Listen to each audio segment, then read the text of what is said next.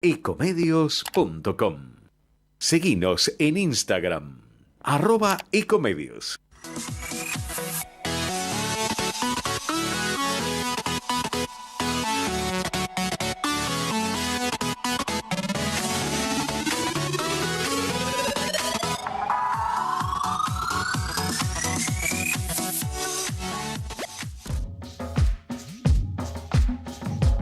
Buenas tardes, estamos en Entre Ustedes y Nosotros, una vez más, el programa de Jorge Enríquez. Me acompaña Ezequiel Domínguez. ¿Qué tal, Ezequiel? ¿Cómo estás? Muy bien, muy contento de estar acá. Una tarde calurosa, 25 grados 8, según nuestro equipo de producción, que salió a la esquina a medir la temperatura acá en el microcentro. Y calurosa es la realidad argentina también. Hoy vamos a tener un programa con distintos invitados. Va a estar el diputado de Juntos por el Cambio, Jorge Vara, para hablar, por supuesto, de la situación de Corrientes. El diputado Gerardo Milman, para hablar de temas vinculados a la seguridad.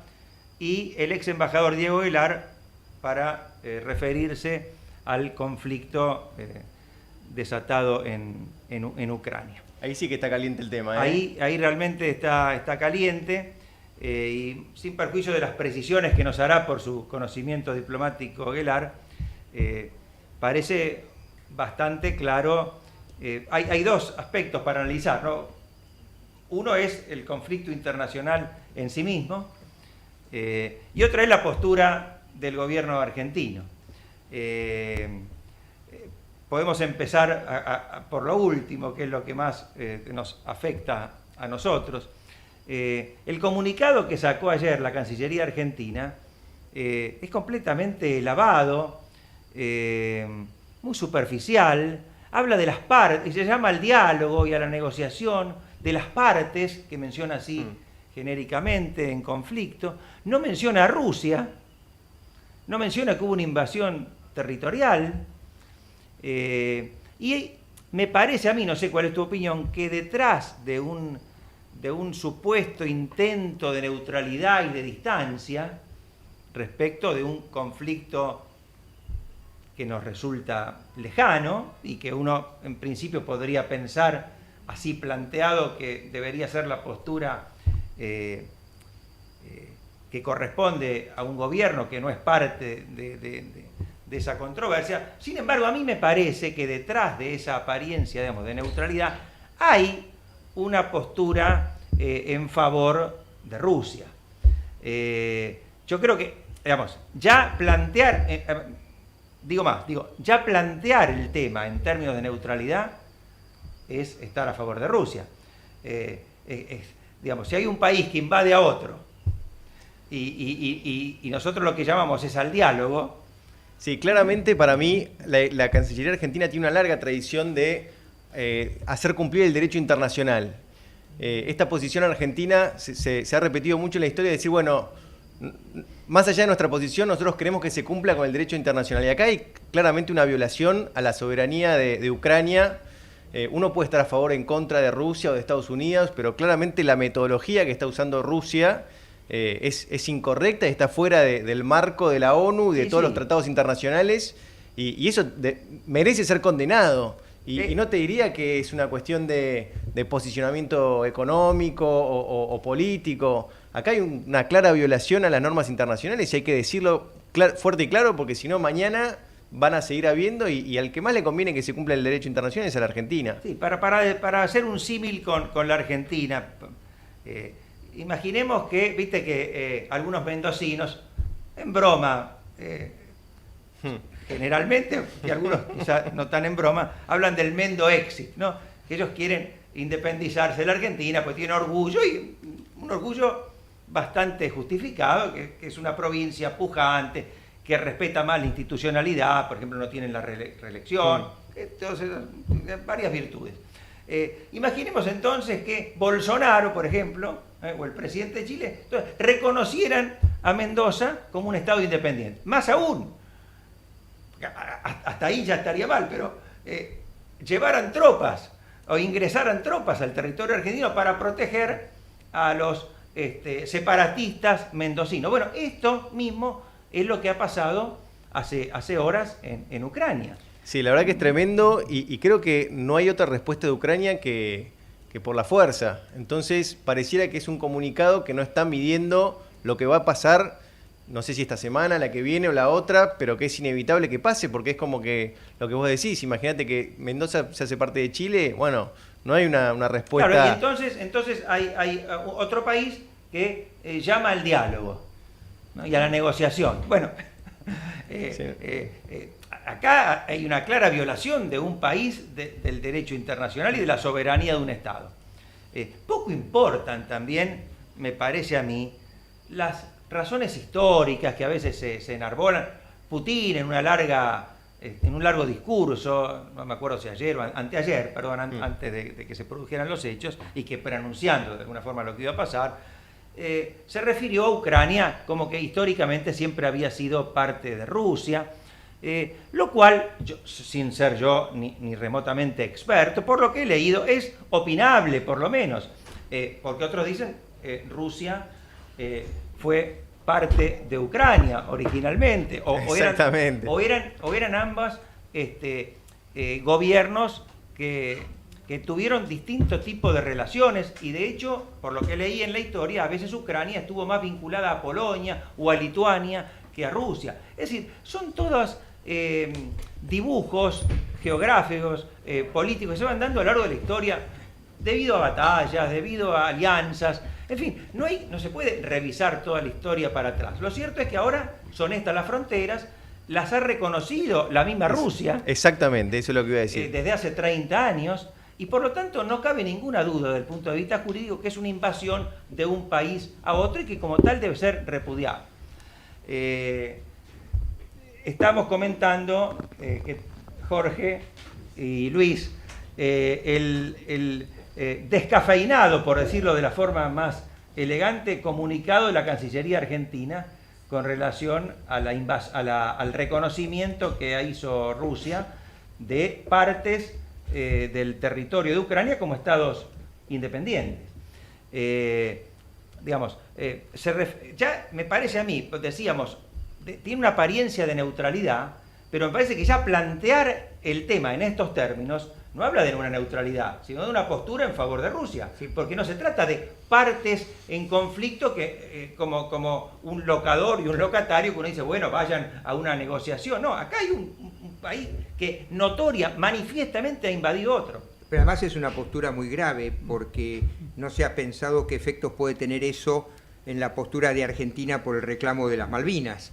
En definitiva, si ellos van a decir, acá hay partes en conflicto, porque hay un grupo separatista que quiere ser ruso, bueno, resulta que los kelpers pueden ser separatistas también, si se los considera, y el derecho internacional, por la postura de Argentina e Inglaterra, no considera que haya un tercer género en la disputa.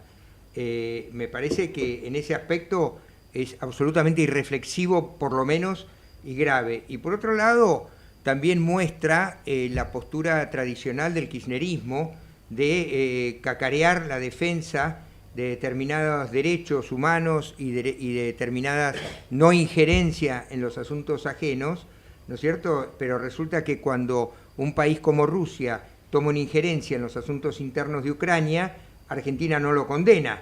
Es decir, esto sinceramente me hace acordar mucho a la postura del peronismo y de la Argentina con la Segunda Guerra Mundial. Es decir, esa falsa neutralidad que pregonamos democracia, pero no cuestionamos aquellos gobiernos autocráticos o dictatoriales que por algún motivo le resultan simpáticos al gobierno de turno. Me parece que es muy grave esta manifestación de Argentina de no intervención. Perdón, Jorge. Buenas tardes, antes que nada. Hoy nos ponen tarde, media falta al doctor Cebajo y a mí. Buenas tardes a toda la audiencia.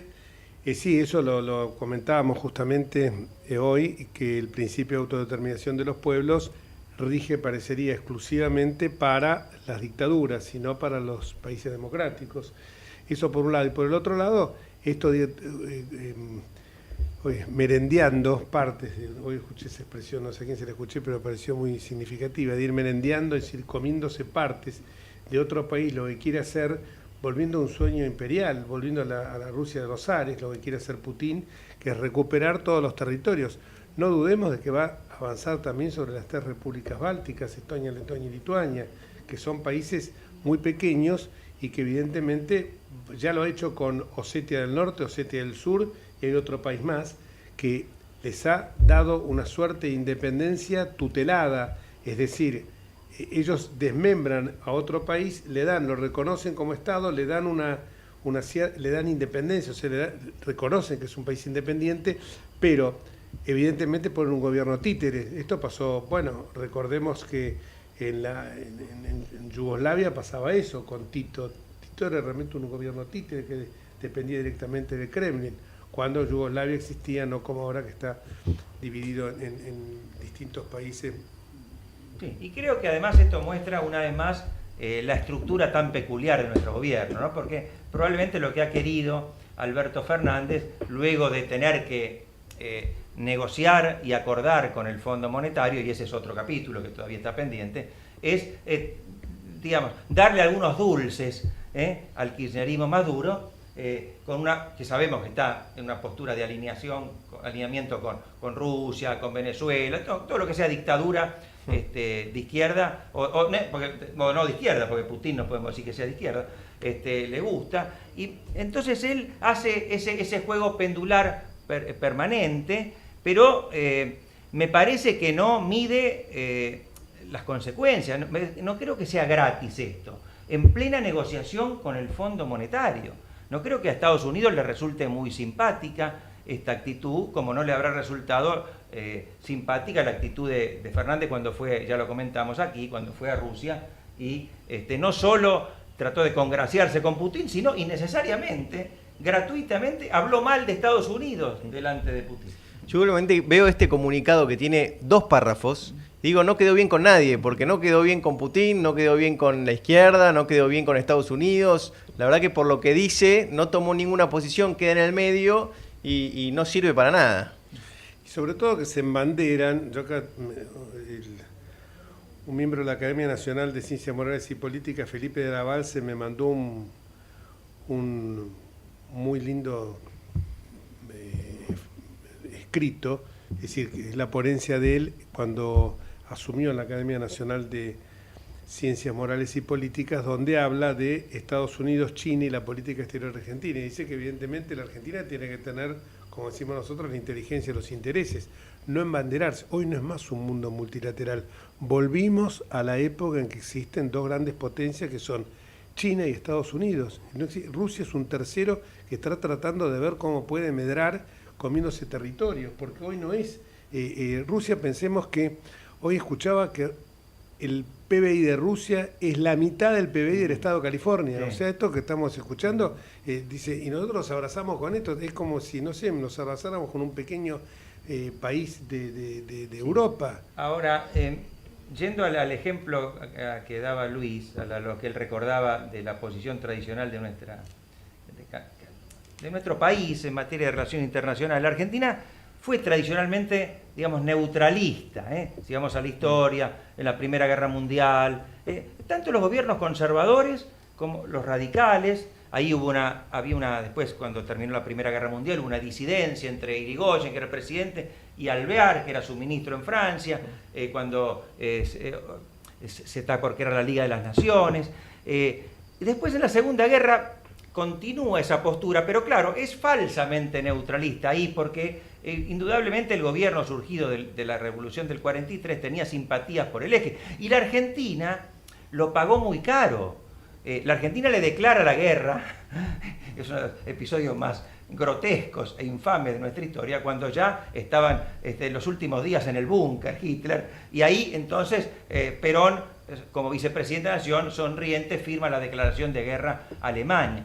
Pero después a la Argentina le costó mucho ser admitida en las Naciones Unidas. Perdón, y además recibió a los jerarcas nazis. Por supuesto. Y les dieron documentos argentinos. Le vendíamos la fueron carne. protegidos acá. Le vendíamos la carne a los ingleses y le vendíamos a los submarinos, a los alemanes para que mandaran a torpedear los transportes de carga.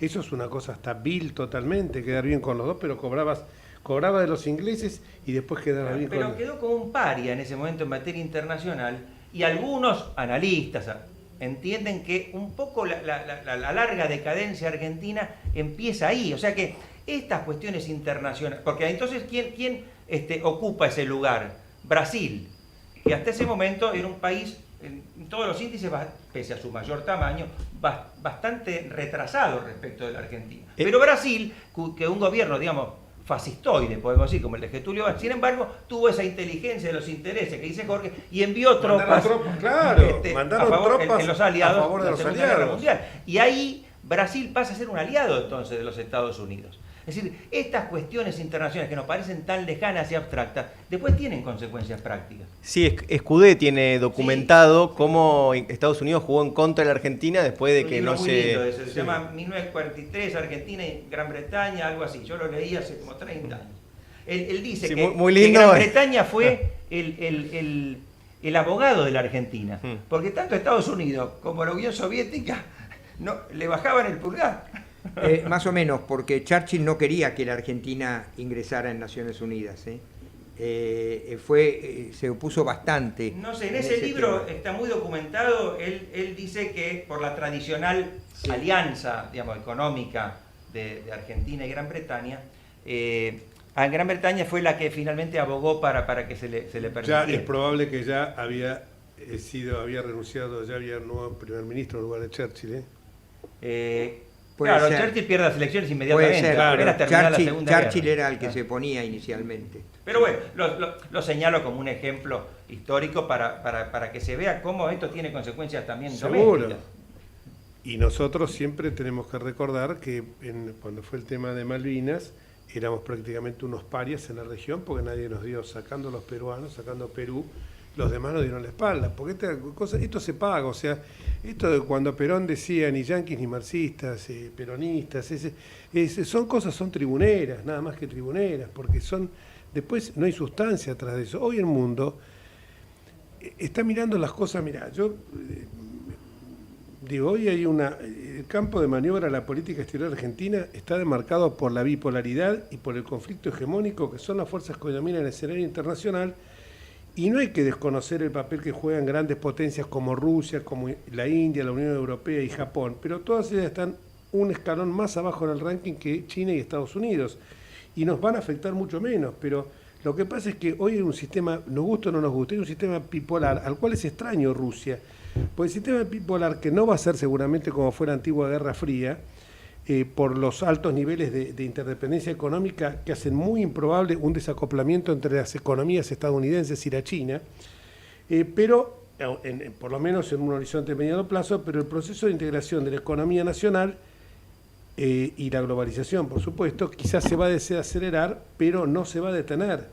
Los Estados Unidos tienen una enorme superioridad en el campo militar, y con un gran número de aliados, lo que obliga a China, que tiene muchos menos socios y pocos aliados, Camboya, Corea del Sur, Laos, a priorizar lo comercial y lo financiero en detrimento de lo militar. O sea que hoy hay ese equilibrio de esta nueva guerra, de este nuevo mundo bipolar, se está manteniendo por estas dos grandes potencias. Por eso el futuro de aliarnos con Rusia es peor casi que habernos aliado con China. Los dos son regímenes autoritarios feroces, despiadados. Uno es un capitalismo de Estado que me encantaría que estudiaran un poco los sindicalistas argentinos cómo funciona el mercado laboral en China. Lo desconocen totalmente, evidentemente, porque ahí sí que los sindicatos tienen... Yo he visto... bueno, contá, vos ya personalmente, por ejemplo, un operario trabajando un martillo neumático en hojotas y sin anteojos ni casco. Por eso te digo. En la vía pública, trabajando con un martillo neumático en esas condiciones. No existe en esos países las garantías y los derechos laborales. Es decir, tampoco existe el respeto por la vida humana. Es decir, fíjense que hicieron desaparecer en China a un director de Interpol que llegó a China, desapareció y 15 días después apareció una carta diciendo que estaba bien. Recuerden lo que pasó con la tenista que se animó a cuestionar a un vicepresidente porque, por un tema de abuso sexual, ¿no es cierto? Y que también apareció por ahí diciendo, no, estoy bien, pero nunca más volvió al circuito. Y, es decir, estos ejemplos que no son menores, nos muestran que no es gratuito, es decir, los países democráticos funcionan a partir de un determinado pacto moral, que puede ser un poco más amplio, un poco más restringido, un poco más tolerante con algunas cuestiones como algunos aspectos de la corrupción, un poco menos tolerante, pero hay un pacto moral en ese sentido, y ese pacto moral hay que respetarlo. Es decir, ese pacto moral tiene que ver también con quién uno establece alianzas. Una cosa es una alianza puramente comercial y otra cosa es una alianza que implique la pertenencia a un sector. Y esto no es menor. Tal cual, pero vamos ahora a volver a nuestro país y no podemos desatender en absoluto la situación gravísima que está padeciendo compatriotas nuestros. La situación de Corrientes, que es desesperante, alrededor de una 10ª parte, un poco más ya de su territorio está tomada por el fuego, y la reacción del gobierno nacional ha sido paupérrima. El gobernador de Corrientes, Gustavo Valdés, reveló que el ministro Cabandier le dijo que como contraprestación de la ayuda nacional le pidiera que le dijera a Macri que no tuiteara en contra de él. Es increíble que a esta altura Cabandier aún siga estando en su puesto. Su incompetencia y su irresponsabilidad son manifiestas, tienen comportamientos adolescentes, piensan todavía que están en las asambleas universitarias de la FUBA. Esto es gravísimo, no están a la altura de los cargos que tienen, y ya no son adolescentes, ya son cuarentones, y ya podrían, a partir del momento que ocupan cargos ministeriales, haberse preocupado un poco más y no estar tuiteando todo el día, o como el presidente atajando penales, que aparte le hacen los goles, en Mar Chiquita o en la costa, no sé en qué lugar era. El otro día tuvimos una diputada de Corrientes, hoy vamos a tener un gran diputado de Corrientes, también como la diputada Ingrid Jeter, es el diputado Jorge Vara, que aparte salía muy comprometido con todo el tema agrícola, con todo el tema agropecuario, que he tenido el gusto de trabajar con él todos estos años en la Cámara de Diputados, y es alguien que realmente siente a Corrientes en cuerpo y alma. Hola Jorge, te doy la bienvenida y vamos a la pausa. Muchísimas gracias por acompañarnos y después seguimos contigo. Era para presentarte primero y para decirte cómo estás viendo la situación en Corrientes. Me imagino que, como decía yo al comienzo, la situación es realmente gravísima. Y por supuesto que nos cuentes cómo estamos y qué es lo que se puede hacer para ayudar a partir de esto que nos afecta a todos los argentinos muy, muy dolorosamente. Hola Jorge, te saludo. Hola, ¿cómo le va? ¿Cómo le va? Buenas tardes, un gran abrazo. Vamos a la pausa y volvemos, Jorge. Pausa, sí. Aguantaros 2 minutitos. Gracias, pausa. Ecomedios.com AM1220. Estamos con vos. Estamos en vos. Estamos llenos de historias verticales. Girá tu celular. En Catamarca tenés algo distinto para contar. Girá, girá, no te pierdas de nada. Vení a contar una historia distinta.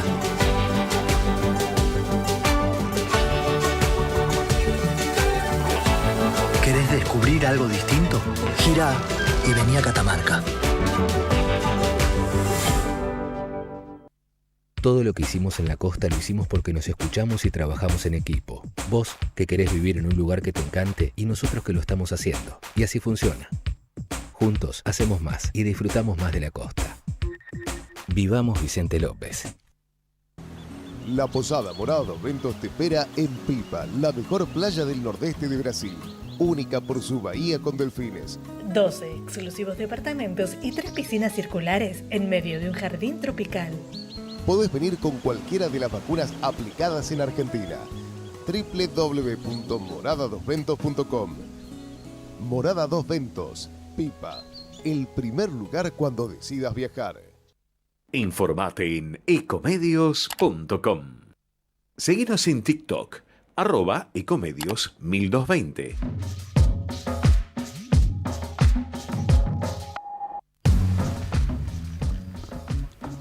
Y seguimos nuevamente con Jorge Vara, quien ya le habíamos presentado, un excelente diputado que representa la provincia de Corrientes, de Unión Cívica Radical, Juntos por el Cambio. Y lo que te queríamos preguntar era justamente cómo está la situación hoy en Corrientes con estos incendios que son realmente devastadores. Te escuchamos, Jorge. Sí, ahí está. ¿Escucha ahí? Sí, te escuchamos perfectamente. Podés tutearlos a todos porque somos todos jóvenes. Bueno.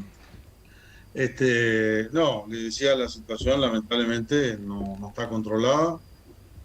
Se está haciendo todo lo humanamente posible.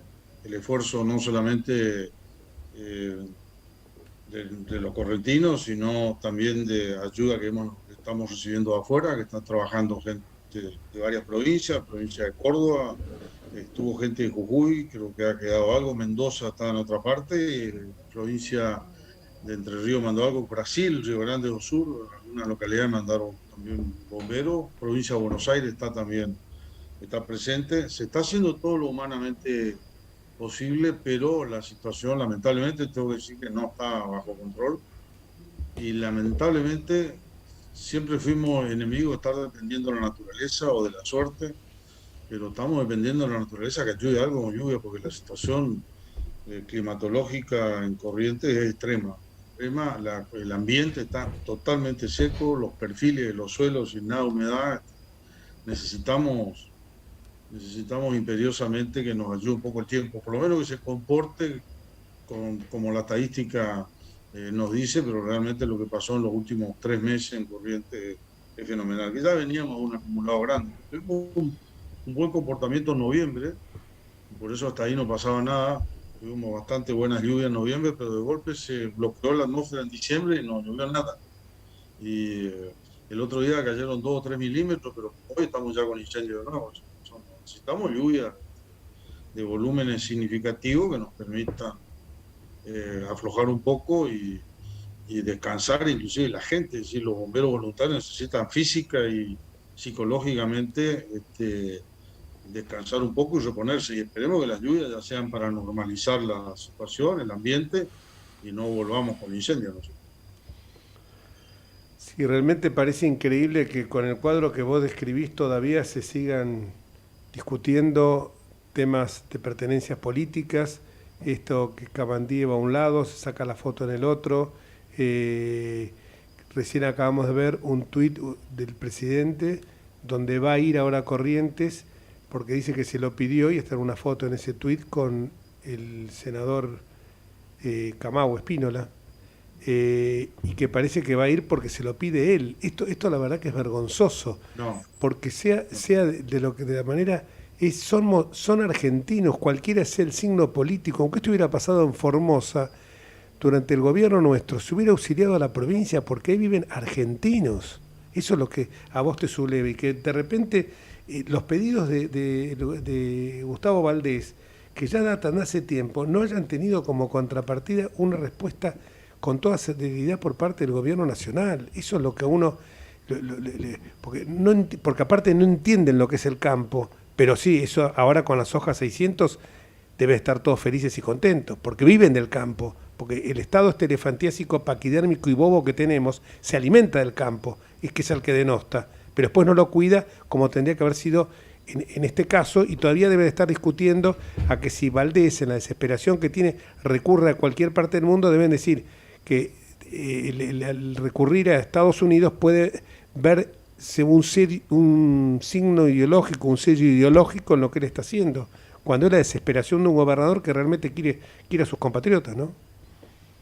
Sí, totalmente. También la Unión Europea el gobernador ha pedido apoyo y bueno, hablando en términos de política internacional, el apoyo de Brasil fue muy significativo. En realidad es parte del sistema federal que está apoyando, y mucha ayuda de de Paraguay con elementos también, no con bomberos, porque además Paraguay está con algunos problemitas también de incendios.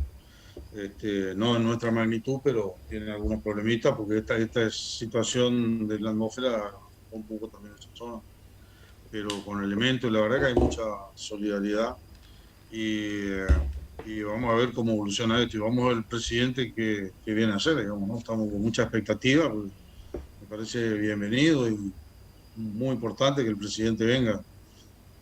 Creo que tendría que haber venido antes, pero bueno, no importa, nunca es tarde cuando la dicha es buena. Pero vamos a ver qué es lo que dice. El tema que anuncie, porque le pidió el senador, viene de lo mismo, ¿no? Que el ministro de Medio Ambiente, Siscabandier, decía que no, que ofreció ayuda, que no tuvo respuesta y no, al contrario, hubieron pedido, mire, los bomberos voluntarios que están sin elementos durante los 2 años de gestión estos del presidente Fernández prácticamente no recibieron, y la ley indica, digamos, que justamente hay que proveer elementos, y porque además tienen un fideicomiso, fondo hay, no se puede argumentar falta de fondo, tienen un fideicomiso fenomenal, tienen un montón de plata no ejecutada, y acá no llegaron, no tienen máscara los bomberos. Mire, hay un cuartel acá, está un grupo de chicos ahí, entre los cuales está mi hijo, están ayudando en un cuartel en la zona de Itaibaté, Verón de Astrada y bueno, otra localidad está un poquito pasando, Itaibaté, y de 15 tienen 2 máscaras, 3 máscaras. Perdón, 15. diputado, ¿usted tiene conocimiento de que esos elementos o parte de esos elementos hayan llegado a otras provincias? Se lo pregunto por lo siguiente. Sí, está bien la pregunta. ¿Hay acá un sesgo partidario en el gobierno nacional? Es decir, ¿se trata de castigar a una provincia que está gobernada por un dirigente radical y que pertenece a Juntos por el Cambio? No, le contesto ahí. Bueno, primero, yo fui ministro del área que era autoridad de aplicación en esto. Ahí le podría contestar ipso facto porque automáticamente, además, estábamos en contacto permanente con los colegas de la región. Más allá que sean provincias de signos distintos, teníamos muy buena relación entre los ministros de producción, con agenda común, etcétera.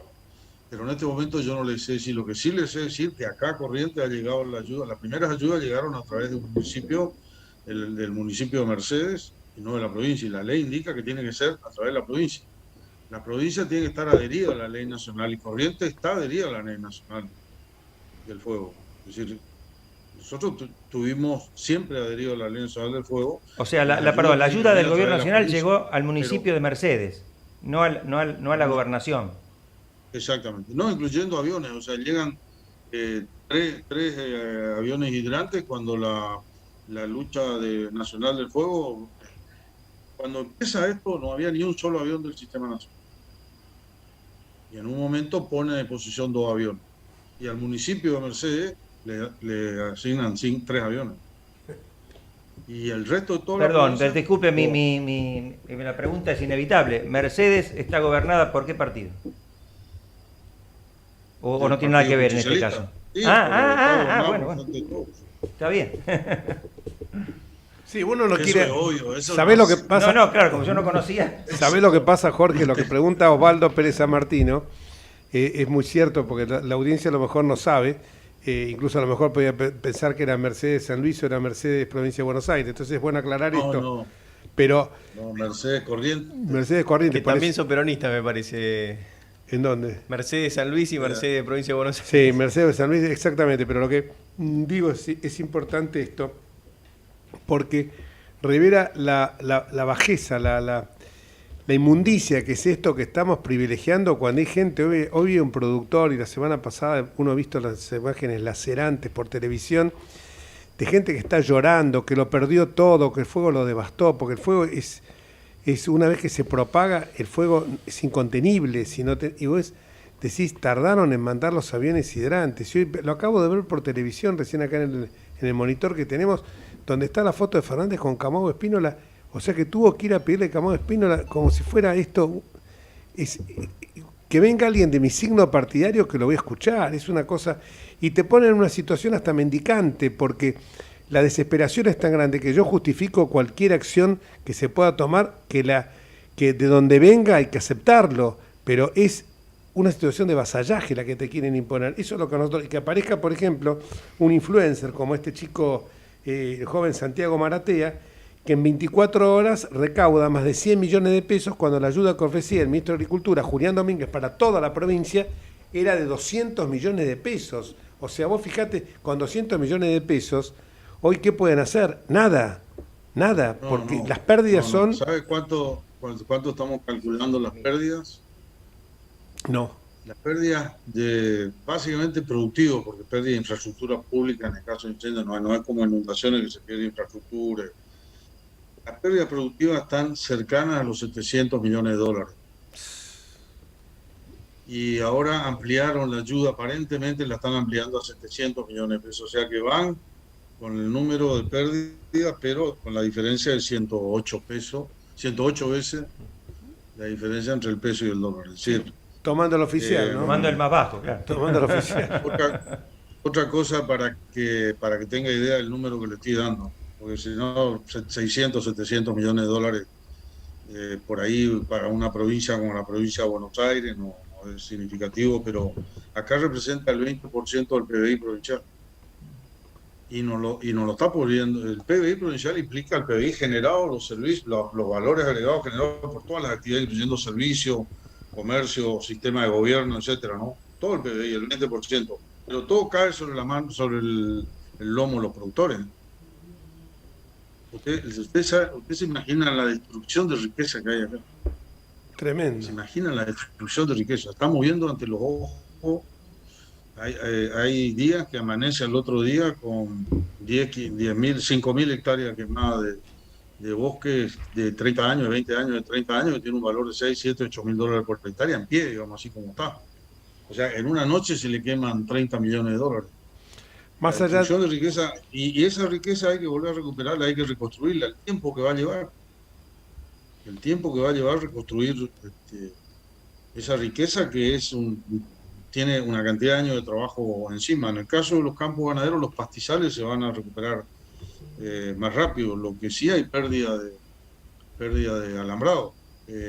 Alambrado no quedó nada. Además, la temperatura fue tan alta que los alambres ya no sirven más. No se cambia poste y se vuelve a hacer con el alambre y se lo vuelve a usar. No puede reusar el alambre porque se calcinó el alambre y usted cuando lo tensa, automáticamente se le corta. Y un alambrado no tensado, más vale no haga nada, porque va a trabajar con o sea, el alambrado tiene que tensarlo. Si no es tenso, el alambrado no sirve. No puede tensarlo porque no resiste el alambre, porque está calcinado. Hay que tirar todo eso, no sirve más. Hay que hacer todo nuevo. El nivel de inversión en alambrado, kilómetros y kilómetros y kilómetros y kilómetros de alambrado que se han quemado. Estamos hablando de casi 1 millón de hectáreas quemadas. Otra cosa, la seca afecta, aunque no se queme, porque si tenemos 6 millones y pico de hectáreas pastizales y cada ganadería, 6 millones y piquito, 1 millón quemadas, o 900.000 quemadas, el resto también está afectado. O sea, la producción de hacienda cae porque no hay producción de pasto, porque ya viene acumulando una seca importante. Aunque no se queme, usted pierde, pero si se quema, además pierde una cantidad de cosas más. Y el tema forestal, los bosques, hay más de 30.000 hectáreas quemadas. 30.000 hectáreas quemadas es la producción de madera, el 80% de la producción de un año. Y no sé si va a terminar acá. No sé si estos son números de cierre. Seguro. Eso va a decir Dios nomás. Porque la verdad que lo humano no lo podemos parar. Las pérdidas, lo humano no lo podemos parar. La recuperación de lo que es los terrenos forestales, obviamente, como decías bien vos, va a demorar años, que es diferente con los pastizales o lo que se destina para pastura de los animales, y que en muchos casos los animales no sé si han podido ser trasladados a otras regiones no afectadas por el fuego. No, algunos que están alquilando campo en otras provincias. Además no va a mover de la provincia como otras contingencias que tuvimos, que movíamos de un lugar a otro de la provincia porque afectaba una zona. Acá está toda la provincia completa. Usted si quiere buscar campo tiene que buscar fuera de la provincia. O sea, en la provincia no quedó nada. Qué increíble. Y sobre todo también parques nacionales, ¿no?, que fueron afectados. Sí, hay un daño ambiental. El ambiente tiene bastante resiliencia. No hay mucho bosque nativo. Nosotros tenemos 700.000 hectáreas de bosque nativo. No son tantas en relación a otras provincias. Nosotros somos una transición entre la selva misionera y el bosque chaqueño. Claro. Y en esa transición tenemos mucho más pastizales, humedales, ¿Qué bosque? 700.000 hectáreas sobre una provincia tiene 8 millones y pico de hectáreas, o sea, el 8 o 9% del territorio provincial son bosques nativos.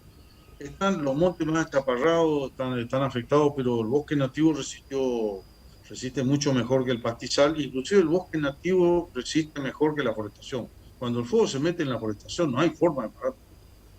No hay tanto daño en bosque nativo, sí en pastizales. Y el liberaje, el liberado 1.300.000 hectáreas que tenemos asignadas a naturaleza, y el 40% liberadas está quemado, 500.000 de hectáreas liberadas.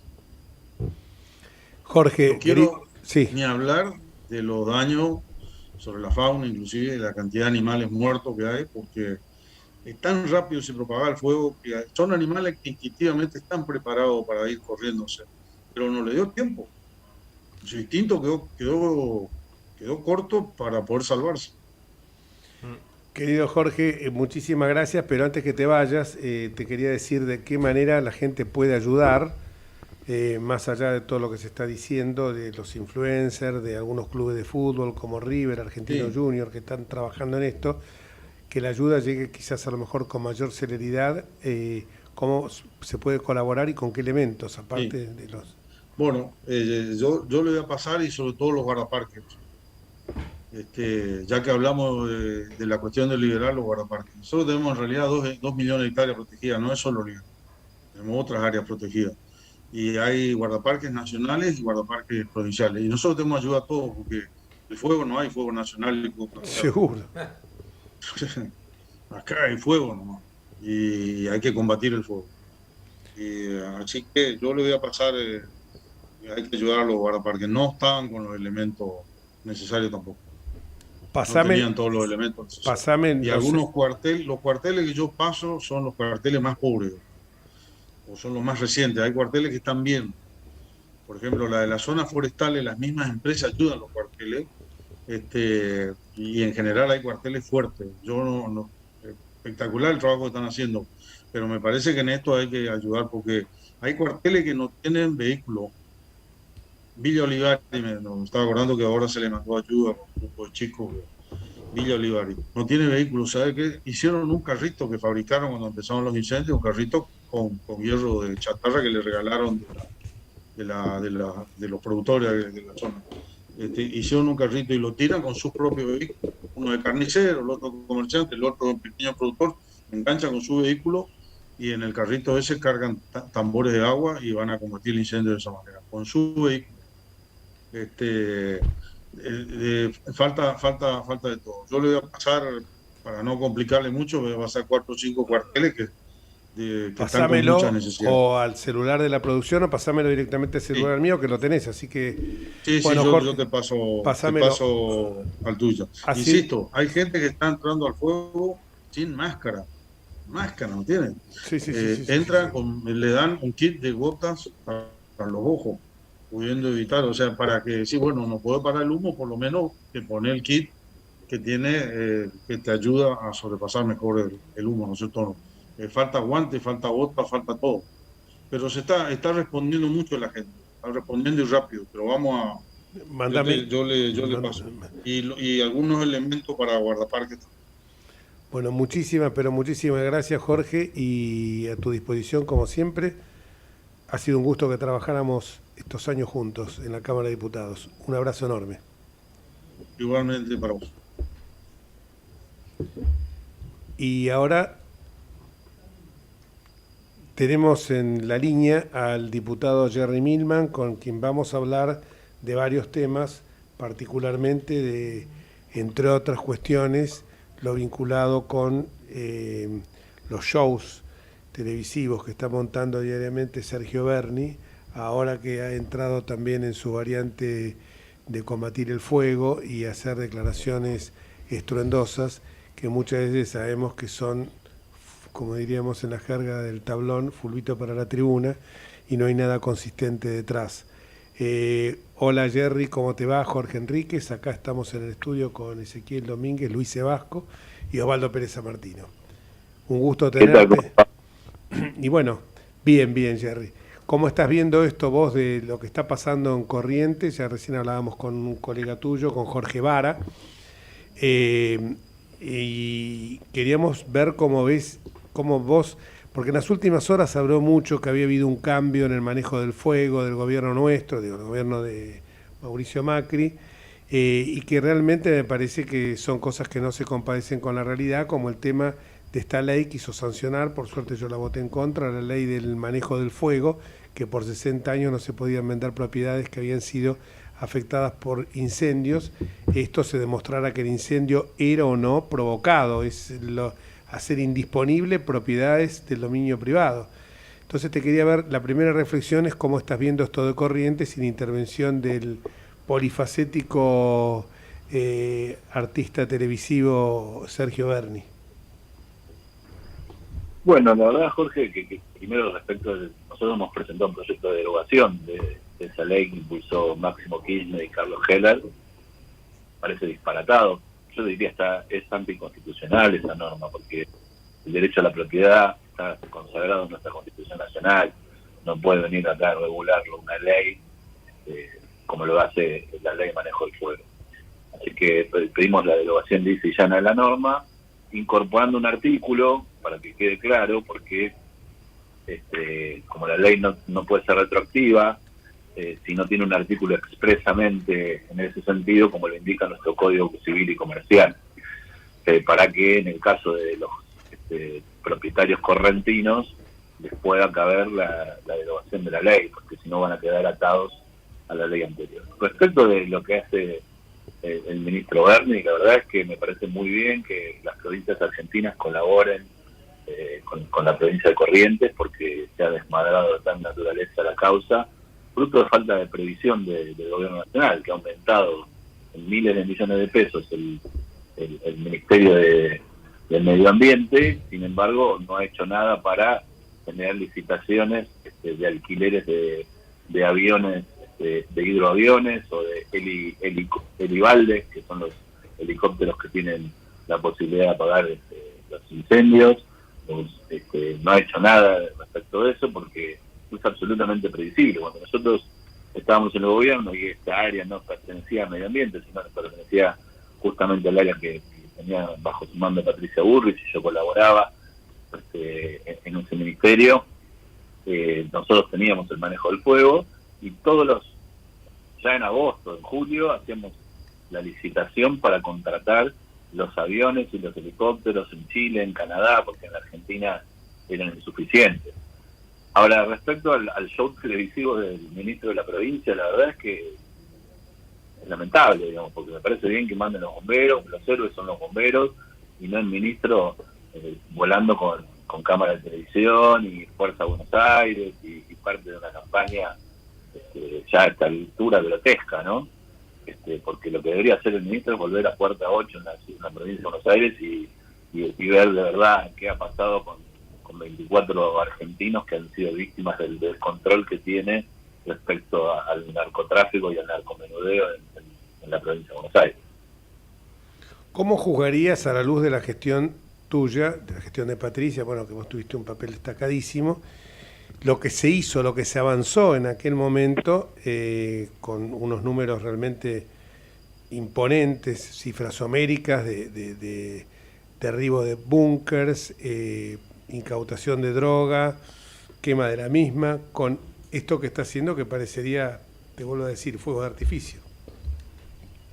Mirá, José, lo que ocurre es que el gobierno tiene una filosofía, así lo planteó el ministro Berni, donde dice que la lucha contra el narcotráfico está perdida. Entonces, si uno tiene esa filosofía, no tiene ningún sentido gastar ningún recurso, ni humano ni material, en dar una pelea que está perdida. Nosotros tenemos una concepción distinta. Obvio que no es una guerra todo o nada, uno no gana la guerra contra el delito a cero, pero sí lo hace retroceder. Y la ley, el orden, la posibilidad de que las fuerzas de seguridad estén del lado de la ley, la ejemplaridad política, un montón de circunstancias que colocan al Estado de Derecho en el lugar correcto. Y hoy el Estado está en el lugar equivocado. Y esto hace que los delincuentes sean muy se sientan autorizados, digamos. No es casual que cuando hay elecciones en los servicios penitenciarios argentinos, el Frente de Todos o Frente para la Victoria, como le vayan cambiando el nombre, ganen las elecciones. No es una casualidad. Ellos se sienten más representados por esta política en términos de seguridad. Digo, los delincuentes se sienten representados por el kirchnerismo. Así que no hay casualidad en este tema. Digamos, no. ¿Qué tal, Jerry? Luis Sebasco, ¿cómo estás? Antes, disculpame, Luis, Sí. quiero acotarte algo. Tocaste justo un tema que estamos viendo acá en el monitor, que dice que en Ecuador acaban de indultar a 5.000 presos para descongestionar las cárceles. Como siempre copiamos lo peor de cada país, me pongo a pensar que no se les ocurrirá acá hacer lo mismo, ¿no? Ya lo hicieron durante la Durante- pandemia. Claro. De hecho, durante la cuarentena, bajo el pretexto del COVID, se liberaron varios miles, digamos, ¿no? Que en definitiva no son, digamos, son la muestra, digamos, son lo que entusiasma al delincuente. Porque, ¿qué ocurrió durante la cuarentena? Más allá del 2000, todo el territorio no termina siendo un número, es la ejemplaridad, digamos, y eso hace que el delincuente sienta que, bueno, no va preso, que si va preso sale, mientras todos estábamos en casa los delincuentes salían, y el delito se volvió mucho más violento además, porque obviamente cuando uno va por la calle y le arrebatan un celular, bueno, uno maldice, dice, sufre por un bien que es muy oneroso para la mayoría de los argentinos, pero no termina siendo violento, y el delincuente que no encontraba nadie a la calle terminó entrando en las casas, y entonces cuando terminó en las casas me dijo, por favor me dan el celular y me voy. Bueno, quiso llevarse todo, y eso lo hizo más violento, hizo con la gente adentro de las casas, y se consiguió un delito mucho más violento que el que teníamos antes, ante la inacción del Estado, porque eso es lo gravoso, digamos, ¿no? Porque no la actitud del delincuente que busca, el que ha decidido tomar esa vía como método de vida, sino la ineptitud y la inacción del Estado. Sí, pero además la forma absurda en que se hicieron las cosas, porque vos fijate que en ese momento la idea era que tuvieran arresto domiciliario. Se sabía que el arresto domiciliario no se iba a cumplir y que rápidamente iban a volver a delinquir, pero además si hubieran cumplido el arresto domiciliario, mandar una persona a esas casas en barrios precarios que le estás transfiriendo la responsabilidad del Estado que tiene que mantener al preso, se la transferís a la familia del preso. Es decir, si se cumpliera la pauta, ¿no es cierto?, la familia se tenía que hacer cargo de una boca más en una situación de pandemia donde nadie tenía un peso, donde no se podía trabajar y donde la mayoría estaban hacinados. Lo cierto es que lo que pasó fue que esa pauta no se cumplió y salieron y volvieron a delinquir rápidamente.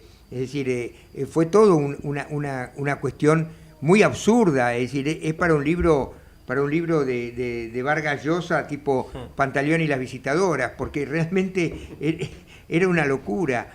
Y fíjate vos, yendo a cuestiones patéticas, lo que ocurrió con el tema de la droga adulterada, con estas personas que murieron, que salieron rápidamente a detener al paisa y a su gente, allanamientos, que si lo pudieron hacer en 24 horas era porque sabían de su existencia, que estaban ahí, que era lo que estaban haciendo, pero resulta que finalmente la droga que secuestraron no era la droga adulterada, ¿no? Entonces, esto realmente... En las películas hay que tener a los habituales sospechosos, claro. un elenco ahí estable Sí. cuando necesitan por una cuestión de oportunidad los detienen. Busquen a los asesinos como termina Casablanca, ¿no? Entonces, ahí pensaba en esa escena. Claro, esa escena. Y fíjense que, y fíjate vos que ahora, con la jueza de San Martín librando órdenes de allanamiento, yo recuerdo que en ese momento Berni dijo que tenían pedidas las órdenes de allanamiento desde diciembre que no salían, ¿no es cierto? Y que finalmente es así. ¿Cómo ves vos en ese contexto esta cuestión del manejo de la droga en comparación con lo que se hizo en el Ministerio en la época de Patricia? Vamos a la tanda, un segundito que viene el noticiero, 2 minutos, Jerry, y le contestás a Luis.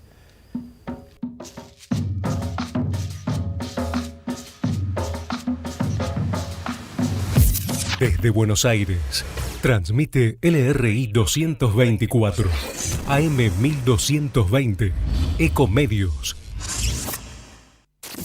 Econoticias. Toda la información al instante. noticias asociadas a las 18 horas en la República Argentina, en la ciudad de Buenos Aires, ahora con 25 grados de temperatura y una humedad del 69%, tenemos el cielo despejado. Ucrania decretó el estado de emergencia y acusó a Rusia de agresión armada por el reconocimiento de los separatistas. La medida será 30 días, pero es prorrogable. Además, los funcionarios de Kiev hicieron un llamado a los reservistas del ejército mientras continúan los entrenamientos de las unidades de defensa territorial y de civiles listos a defender su país de lo que consideran una amenaza rusa. Desde luego que se trata de una guerra civil en ciernes, como la que ya vivió Ucrania entre regiones que apoyan a la Federación Rusa que conduce Vladimir Putin y aquellos que no quieren volver a estar bajo la órbita de lo que en otros tiempos fue el Imperio Soviético y quieren, por el contrario, pertenecer a la OTAN y ser más occidentales, o tan occidentales como los países europeos. Por su parte, el Consejo de Seguridad Nacional y Defensa de Ucrania decidió instaurar el estado de excepción en todo el país tras considerar como una agresión armada el reconocimiento por Rusia de las autoproclamadas repúblicas de Donetsk y Lugansk. Esto tiene un impacto ya mismo en los precios de los productos que exporta a la Argentina. En distintos mercados se observa, por ejemplo, que está ocurriendo con algunos commodities. Pero vayamos a lo que sucede con la soja. La soja está para arriba, subió más de un 2% su cotización y alcanzó el precio máximo de 9 años. Por supuesto que esto se debe en parte a la ausencia de lluvias en Brasil y en la Argentina, pero se suma también al conflicto entre Rusia y Ucrania, porque en ese país europeo se lo considera como uno de los graneros del viejo continente. El conflicto en Ucrania sigue impulsando el valor internacional de la soja y también de los cereales. En Buenos Aires, un informe de Antonio Deramo.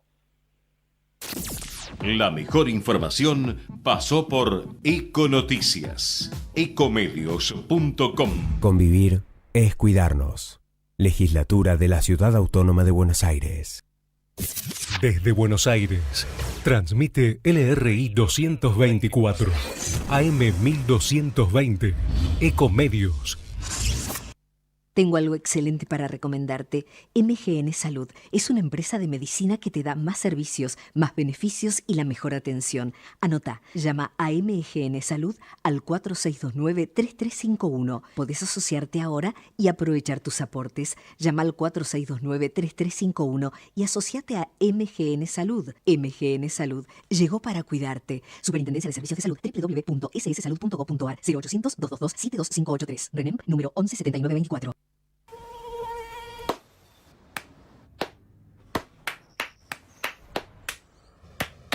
No aplaudamos al mosquito, combatámoslo en serio.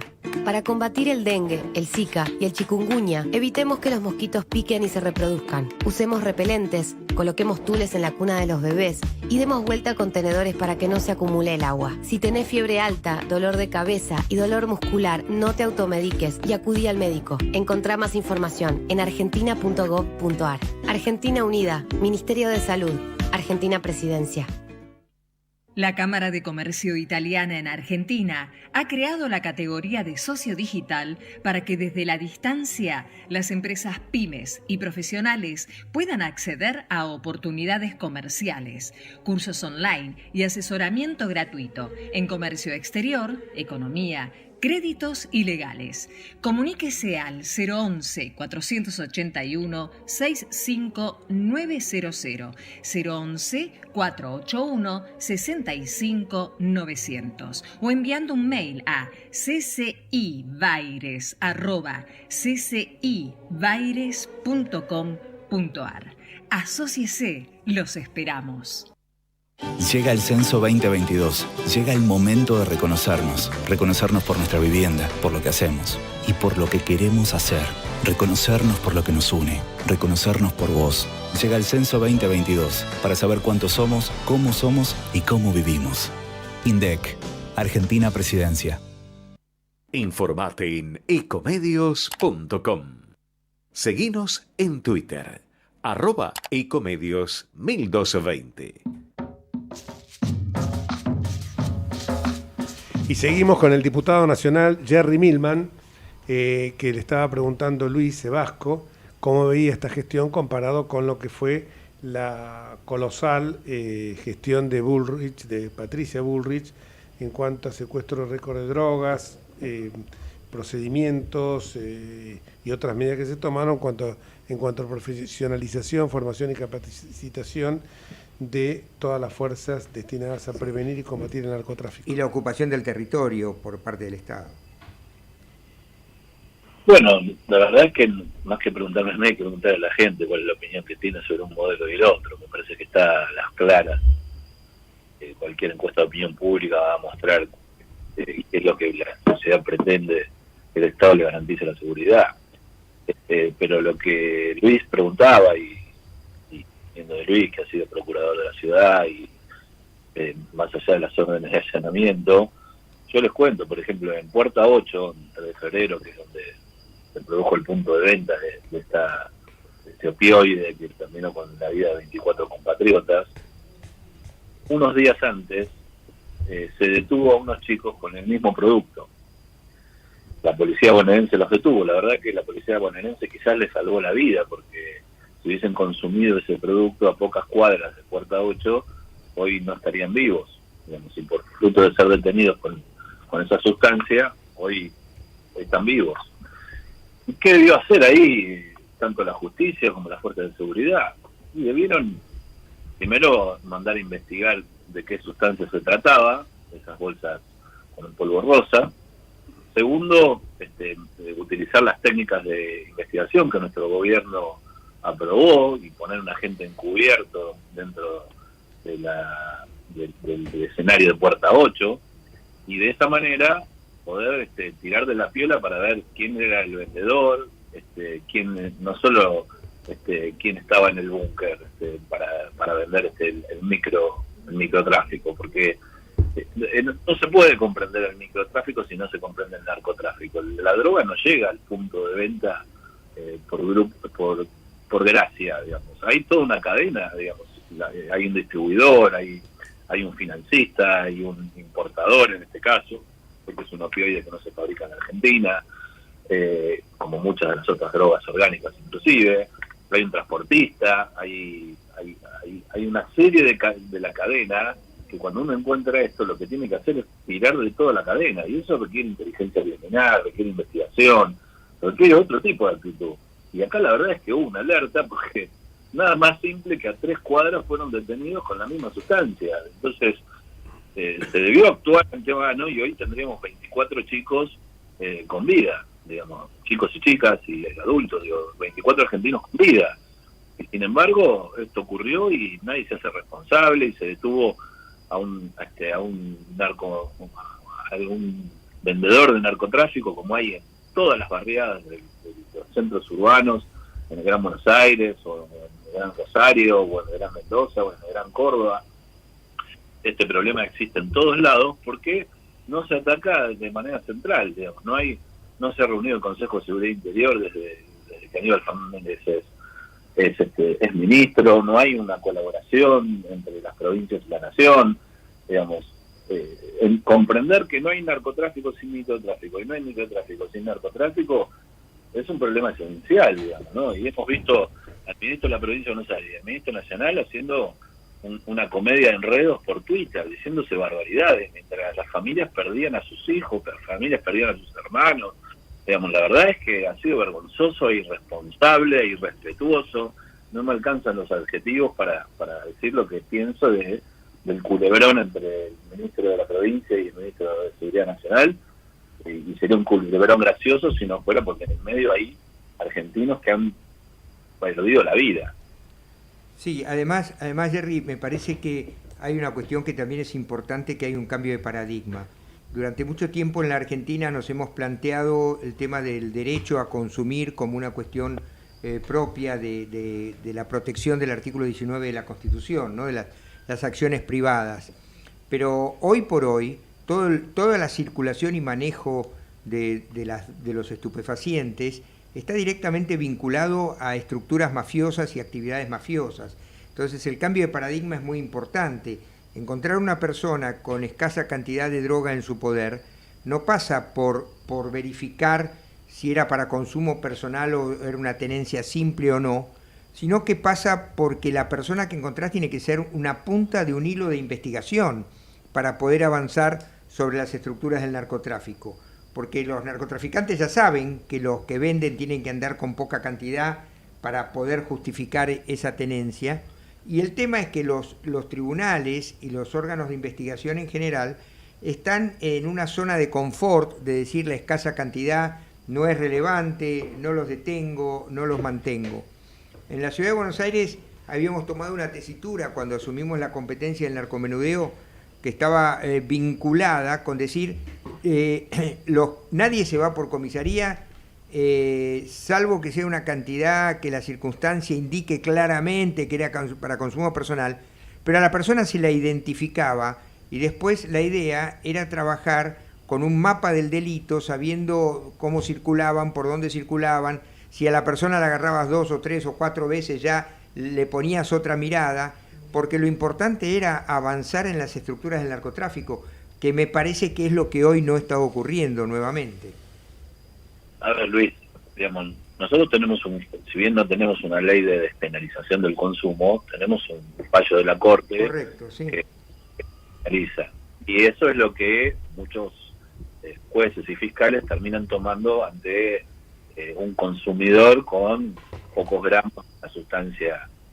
En este caso, la verdad es que son microgramos, ni siquiera gramos. Estos opioides producen efectos devastadores con microgramos. Así que ni siquiera un policía en la calle está en condiciones de evaluar si la cantidad de sustancia es poca o mucha, digamos, ¿no? Sí.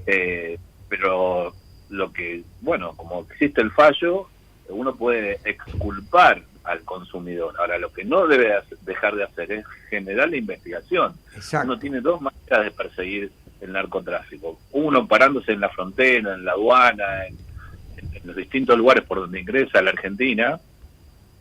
Ese es un mecanismo, y llegar hasta el punto de venta, y otro es encontrar el punto de venta y tirar la piel al revés, y llegar al transportista, y llegar al acopiador, y llegar al financista, y llegar al pasador, digamos, toda la cadena de producción. Nosotros, cuando estuvimos en el gobierno, así llevamos de un pequeño punto de venta en la ciudad de Buenos Aires, con el juez Torres, hoy integrante de la Suprema Corte de la provincia de Buenos Aires, en aquel entonces juez federal de la ciudad de Buenos Aires. Desde un pequeño punto de venta llegamos hasta el intendente de Itatí, al viceintendente de Itatí, al jefe de la policía de Corrientes en Itatí, un comisario de la Policía Federal en Itatí, 20 personas que pasaban la droga, toda una asociación ilícita vinculada al narcotráfico muy importante, que abastecía a importantes sectores de la ciudad de Rosario y del conurbano bonaerense, así que y la capital federal. Entonces, uno puede exculpar a quien consume, lo que no puede exculpar es a quien vende. Por eso el cambio de paradigma y por eso salir de esa zona de confort en la que se había ingresado a partir de esos fallos como Arriola. Pero perdón, solo esto. Arriola se ocupa, que fue un fallo más unánime, o sea, tiene una fuerza de precedente importante. Se ocupa de destacar que no legaliza el narcotráfico, claro. Lo dice varias veces. Que se refiere a una conducta privada del consumidor y de una droga blanda como la marihuana, tampoco lo extiende más allá de eso. Pero yo quería hacer una pregunta a propósito, ya que hablamos de Bernie, es menor al lado de todo esto que estamos hablando, es de análisis político. Bernie dijo la semana pasada algo así como que me fui del kirchnerismo. Me resulta extraño porque no se fue del ministerio. Ahora él está puesto ahí como un ministro político de un gobierno kirchnerista. No es que sea el jefe de cirugía cardiovascular de un hospital público que está por concurso y entonces es irrelevante o debería ser irrelevante cuál fuera el signo político del gobierno. Realmente se fue, te pregunto tu opinión como avesado político. ¿Se fue del kirchnerismo o es un juego que están haciendo? Me resulta bastante curioso esto. A ver, hay que entender la política de la Argentina como dos coaliciones, básicamente mayoritarias. Hoy tenemos dos coaliciones mayoritarias y el gobierno tiene parte del kirchnerismo, tiene parte del peronismo tradicional, pero está el Partido Comunista, está el Frente Grande, está el Partido Comunista Revolucionario, qué sé yo, cuántos sellos. Hay que ver dónde se ubica Verne, seguramente va a decir que es parte del Partido Justicialista y no de la Cámpora, por ejemplo. Ahora, a mí eso no me dice nada, la verdad, honestamente, sus relaciones sentimentales, sus relaciones personales, que haga lo que quiera. Digo, yo lo que digo es el ministro de Seguridad de la provincia de Buenos Aires, y yo como bonaerense digo, es un desastre. Si es kirchnerista, si es peronista, si es del Partido Comunista, no, la verdad, me tiene cero, digamos, un problema de unidad básica, digamos. No, al margen de su gestión. Lo mío era porque no sé si no es Cristina Kirchner la que lo manda a hacer ese juego, porque me resulta muy curioso que siga siendo ministro. Yo lo juzgo a él, no por su pertenencia política, porque tranquilamente uno puede tener un gobierno y convocar a alguien que no es parte de su fuerza política, pero que tiene el expertise técnico para llevar adelante una buena política pública, digamos. No hace falta ser afiliado para ser un buen ministro, digamos, ¿no? Entonces, ¿qué hace él con su militancia política? Problema de su militancia política. Yo lo juzgo como funcionario público. Y como funcionario público es lamentable, al igual que el ministro de Seguridad de la Nación. Yo ya les digo, en el caso del Ministerio de Seguridad de la Nación, ni me animo ya a pedirle la renuncia a Aníbal Fernández, porque me la pasé pidiéndole la renuncia a la anterior ministra, Sabina Frederick, cuando decía que era más divertido Suiza que la Argentina, porque en Suiza no había, que la Argentina es más divertido que Suiza, porque en Suiza no había delitos y acá sí, y me pasé pidiendo la renuncia. Ahora cuando se fue, vino Aníbal Fernández. Entonces digo, no pido más la renuncia. ¿Qué queda? Claramente habría que pasarnos a todos por el tamiz del artículo 16 de la Constitución, ¿no? Que la idoneidad es lo que debe primar a la hora de designar a los funcionarios. Vimos un desastre con Sabrina Frederick, haces bien en recalcar eso de Suiza y la Argentina, y ahora lo vemos con Aníbal Fernández. Esto, más allá de que la gestión de Patricia Bullrich había sido excelente, hace que hoy la gente, como decía bien, la juzga y realmente la extraña y añora aquel momento en que habían bajado los índices de criminalidad. Todas las estadísticas eran realmente favorables en la lucha contra la inseguridad. Jerry, querido, muchísimas gracias por tu presencia en nuestro programa y a disposición tuya el micrófono cuantas veces quieras venir aunque sea en forma remota, a nuestro programa. Gracias. Con mucho gusto, Jorge. Un abrazo. Un abrazo. Y ahora seguimos con otro tema que se vincula, a veces nosotros somos demasiado, todos los que intervenimos en este programa, demasiado locuaces, y entonces muchas veces por ahí intervenimos más, nos pasa a todos, porque la verdad que los temas que abordamos nos apasionan, no venimos de compromiso.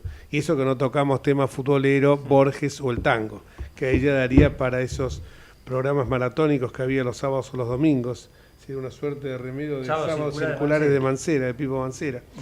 Y ahora tenemos a la doctora Ana María Martínez, que vamos a saltar a otro tema, que es el traspaso de los colectivos a la Ciudad Autónoma de Buenos Aires y cómo esto va a impactar en los bolsillos, sobre todo de aquellos que viven en la zona norte de la Ciudad de Buenos Aires o en la zona norte del conurbano bonaerense. Gracias, Ana María, por esperarnos y contanos un poco cómo ves esto con unos números que hoy nos anticipaste, que son bastante duros, por cierto. Bueno, antes que nada, yo creo que hay cosas que son muy obvias por ahí para los que, como el doctor Teresa Martino, maneja mucho el derecho constitucional, pero se ve que para ciertos funcionarios no son tan obvias. Cuando hablamos de transferencia de servicios o transferencia de competencias, en realidad ¿de qué estamos hablando? Estamos recordando que la Argentina es un país federal, primer punto. Esto quiere decir que, en principio tenemos 3 órdenes jurisdiccionales: un orden nacional o federal, un orden provincial y de la Ciudad Autónoma de Buenos Aires y un orden municipal. Como tenemos 3 órdenes jurisdiccionales, la Constitución se ocupa, como corresponde, de distribuir lo que denomina los poderes entre nación y provincia.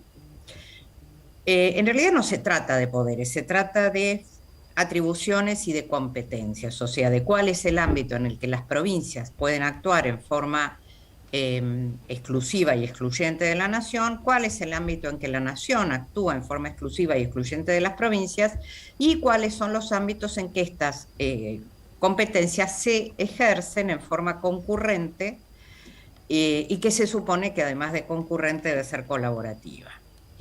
Bueno, esta distinción está hecha con mucha claridad en la Constitución porque dice que obviamente las provincias ejercen todas aquellas competencias que no han delegado en la nación. Para ser,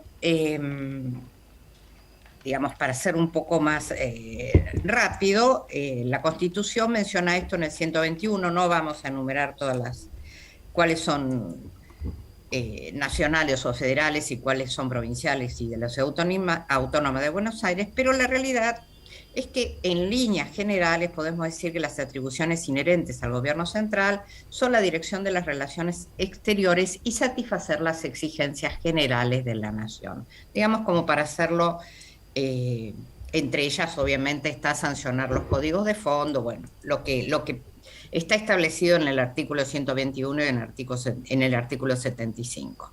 Ahora, la situación de la ciudad de Buenos Aires es diferente. ¿Por qué?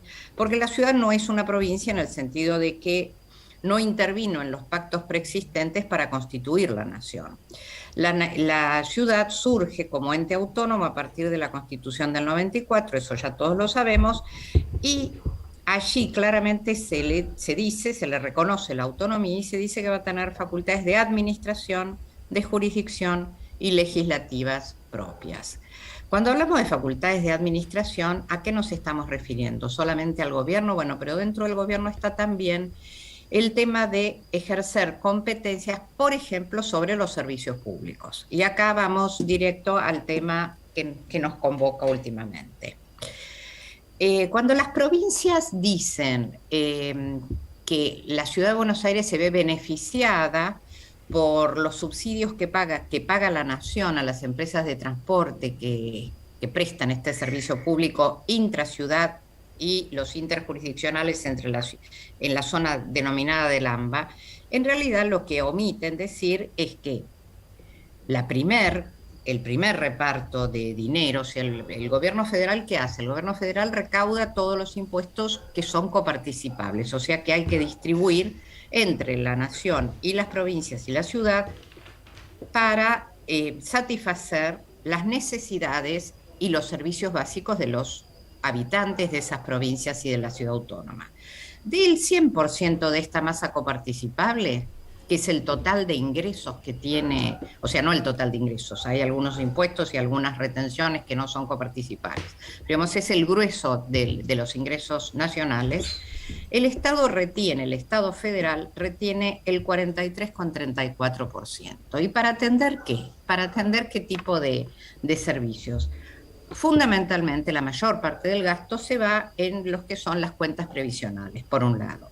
Pero además de este 43,34%, hay un punto que el gobierno federal también administra, que es lo que denomina la ley de coparticipación federal el recupero del nivel relativo de algunas provincias.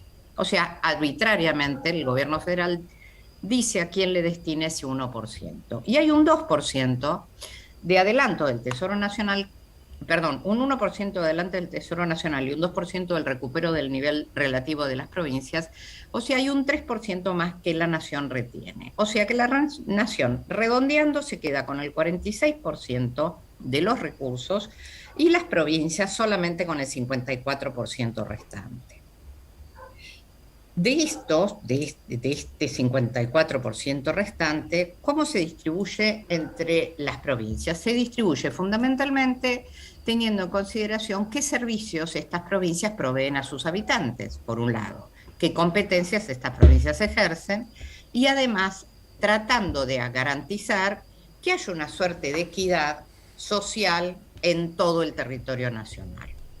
Para lograr esto, como la Ciudad Autónoma de Buenos Aires, cuando se sanciona la ley de coparticipación federal en el año 87, que es la 23.548, todavía no era ciudad autónoma, o sea, no participa de este reparto.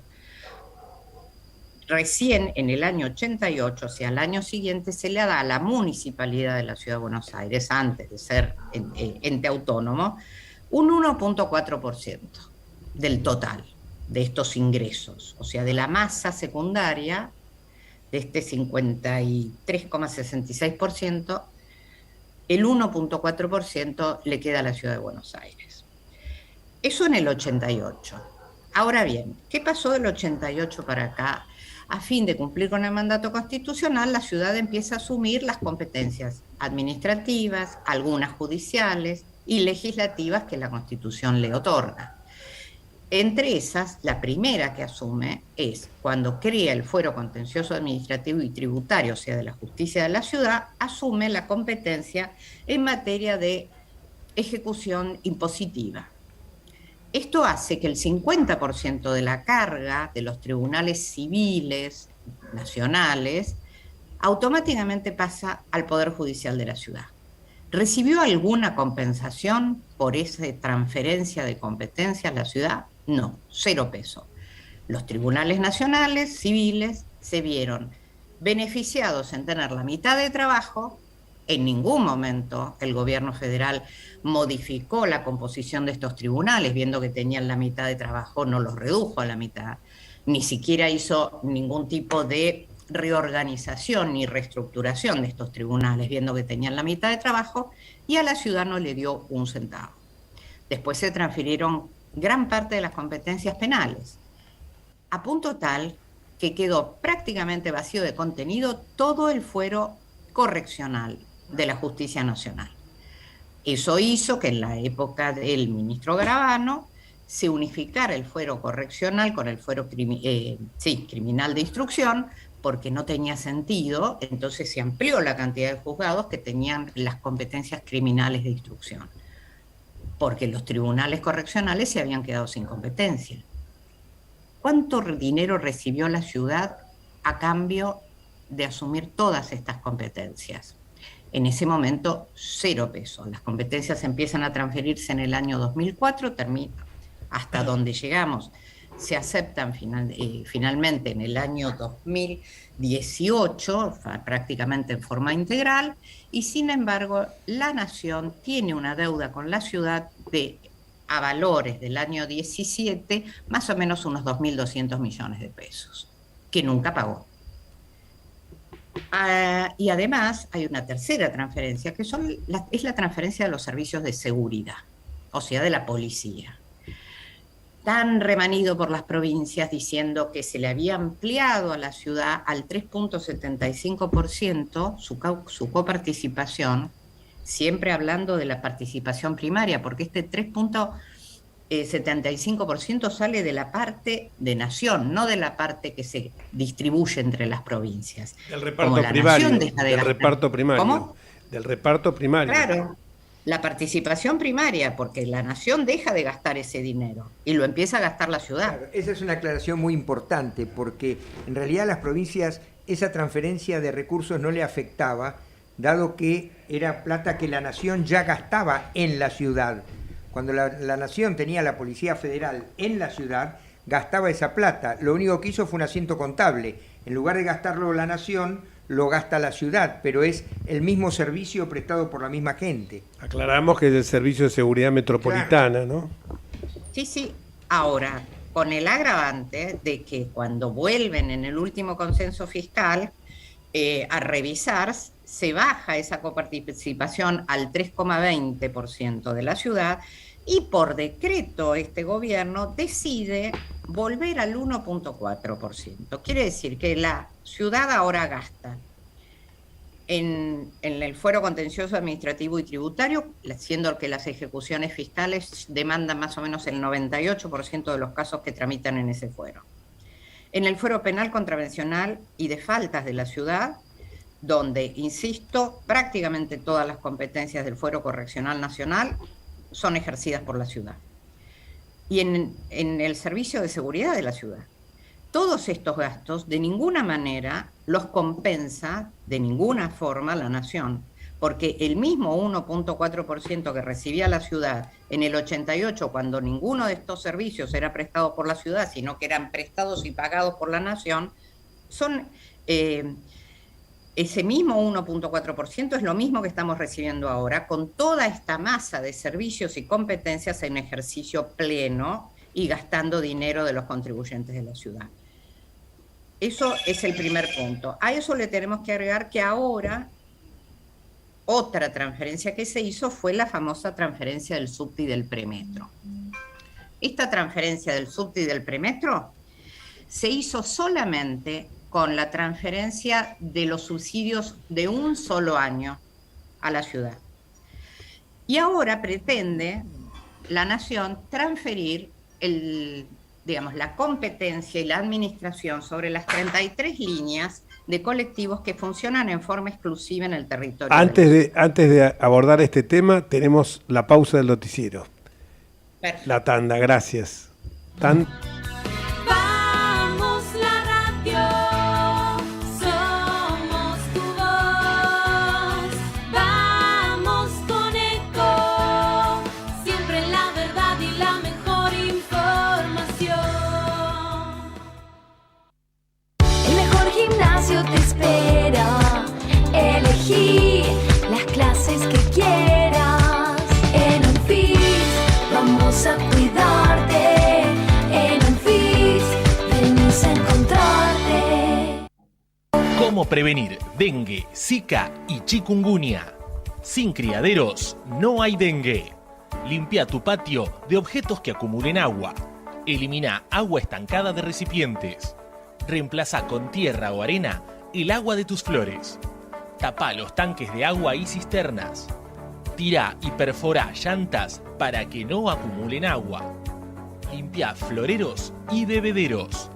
Recordá, sin criaderos no hay dengue. Intendencia Menéndez.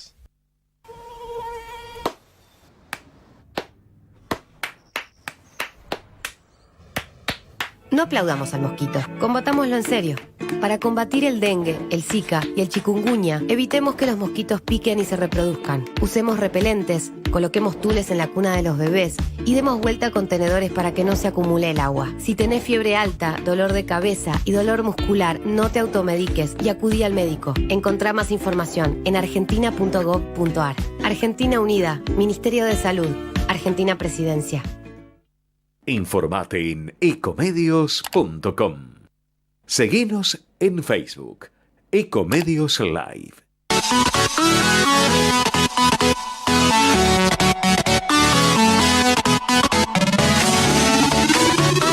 Escribanos en tu ciudad. Nuestro consejo es prevenir problemas. Colegio de Escribanos de la Ciudad de Buenos Aires. Consejo Federal del Notariado Argentino.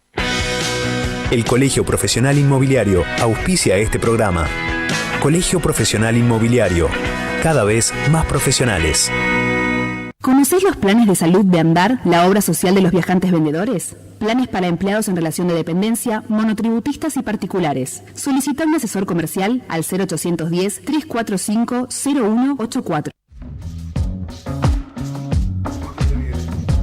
Y seguimos con el programa. Teníamos a la doctora Ana María Martínez, especialista en estos temas tanto tributarios como inherentes al derecho comercial, y habíamos quedado con la pregunta en el aire de la transferencia del metro, del subte, y de ahora las 33 líneas de teléfono, las 33 líneas de colectivo que circulan diariamente por la ciudad de Buenos Aires, que empiezan y terminan dentro del ejido metropolitano. Lo de teléfono no sé por qué me salió. No se enoje el operador. Ana.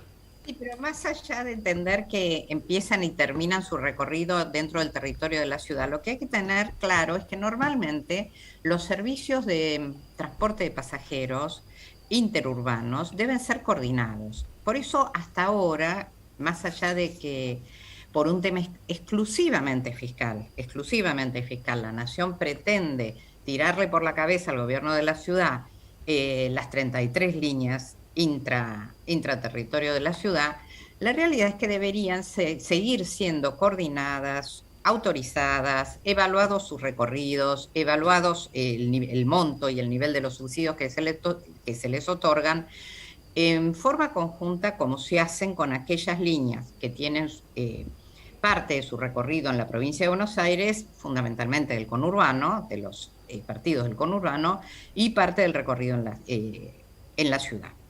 Eso por un lado. Por otra parte, lo que más o menos paga aproximadamente de subsidios a estas 33 líneas el gobierno nacional, yo no me acuerdo exactamente, pero creo que son algo así como unos 9.000 millones o unos 13.000 millones de pesos. 13.000 millones. 13.000 millones de pesos al año. Lo cual en el monto de subsidios realmente no es una cantidad de dinero sustancial. Se ve más como como pasó cuando se transfirieron las escuelas secundarias o se transfirieron los hospitales de la nación a las provincias. Eso sí fue, digamos, más equitativo en tanto se les transfirieron a todas las provincias. Acá se pretende transferir estas 33 líneas sin los subsidios. O sea, si el Estado Nacional gasta en subsidiar el transporte urbano de la Ciudad Autónoma de Buenos Aires 13.000 millones de pesos al año, y ese servicio pasa a la órbita del gobierno de la ciudad, tal y como dispone la Constitución por el artículo 75 en el inciso segundo, si hay transferencia de competencias o servicios de la nación a las jurisdicciones provinciales o de la ciudad, debe ir con la reasignación presupuestaria que corresponde. Como repito, y con esto cierro, así como todas las transferencias que se le hicieron a la ciudad, en más o menos medida vinieron sin los recursos presupuestarios, nuevamente es altamente probable que suceda lo mismo con los colectivos. Lo cual llevará a que la ciudad nuevamente acuda a la Corte para que se intime a la Nación a que dé cumplimiento con el mandato constitucional, tal y como lo hizo en el caso de las competencias judiciales, en el caso de las competencias de la policía, o sea, del traspaso de competencias de los servicios de seguridad, y de las competencias judiciales. Pero no perdamos de vista, primero, que estos subsidios no afectan en forma alguna la masa coparticipable de las provincias. Es mentira que Jujuy está subsidiando el transporte en la ciudad. Eso no es así. El que paga el transporte en la ciudad es el gobierno federal con el 46.34% de los recursos que retiene. Eso no va a beneficiar al 53.66% de los recursos de las provincias, en forma alguna. Claro. Y esto hay que decirlo claro. Siempre se hace ese argumento falsamente federalista, ¿no? Lo mismo pasaba con la justicia de la ciudad, vos lo dijiste también.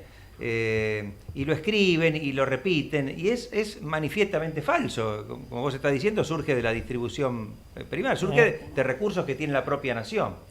Surge de la ley, y además la ciudad está recibiendo, más allá de que aporta el 24% de esa masa coparticipable, que está bien por un tema de solidaridad con las provincias más pobres para lograr esta equidad social de la que habla la ley de coparticipación, está bien que reciba por ahí menos que lo que aporta, pero la realidad es que aporta 24% a la masa coparticipable, se lleva el 1.4% que se llevaba en el año 88 cuando era municipalidad, o sea, era un municipio, no tenía entidad de ciudad autónoma, y no tenía transferido los servicios como los tiene transferidos ahora. De ninguna. Exacto. El 1.4 fue en la época de Duhalde, creo, por la transferencia. Primero fue en la época de Duhalde, se firma lo que se llama el primer pacto de financiamiento entre la Nación y la Ciudad Autónoma, que lo que hace es ratificar este 1.4 que surge de lo que se le otorga por un decreto a la municipalidad. O sea, el antecedente es lo que recibía la municipalidad en el año 88. Pasa a recibir lo mismo en el año 2003, en 2002, por el primer acta de financiamiento, pasa a recibir el mismo punto 1.4, no ejerciendo ninguna competencia. Después se elevó al 3.2 durante la época de Macri, cuando se transfirió la policía, que después se lo sacaron, que son los 70.000 millones que nos sacó el año pasado a los porteños, porque esto no se lo saca una fuerza política, se lo saca más allá, que está direccionado, porque la ciudad siempre ha sido esquiva al kirchnerismo, se lo saca a todos los porteños, que nos vamos a ver castigados por la decisión del gobierno central, ¿no? Ahora, la realidad es que el primer año que se modifica este 3.50, porque originalmente era el 3.75, después pasa a ser el 3.50 cuando se firma el consenso fiscal del 17, entre Nación, ciudad y todas las provincias, no es que no lo firmaron todas las provincias, este 3.5 representaba en ese momento 78.000 millones de pesos.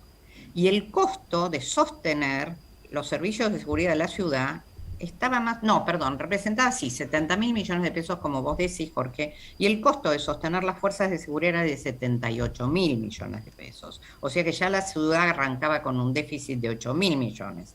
Ahora, a dinero de hoy, calculamos, por los efectos de la inflación, que debe estar más o menos el costo de mantener estos servicios de seguridad en por lo menos en 300.000 millones de pesos. Ahora, ¿cuál es la circunstancia política en la que se da esto, que no es casual? Por un lado, el gobierno nacional pretende ahorrarse algunos recursos. 13.000 millones de pesos. Es lo que vos dijiste. Pero además, se va a ver en la necesidad, por el acuerdo con el Fondo Monetario, y porque así debe hacerse, con acuerdo o sin acuerdo, porque es absurdo lo que pagamos en materia de transporte los porteños, deberá aumentar las tarifas. Entonces quiere tirarle esa medida antipática al gobierno de la ciudad de Buenos Aires. Pero por supuesto esto tiene que hacerse en forma bilateral y con la transferencia de los recursos que correspondan. Claro que la ciudad, idealmente, para quienes creemos en una autonomía amplia, debería tener la regulación de su transporte público interno.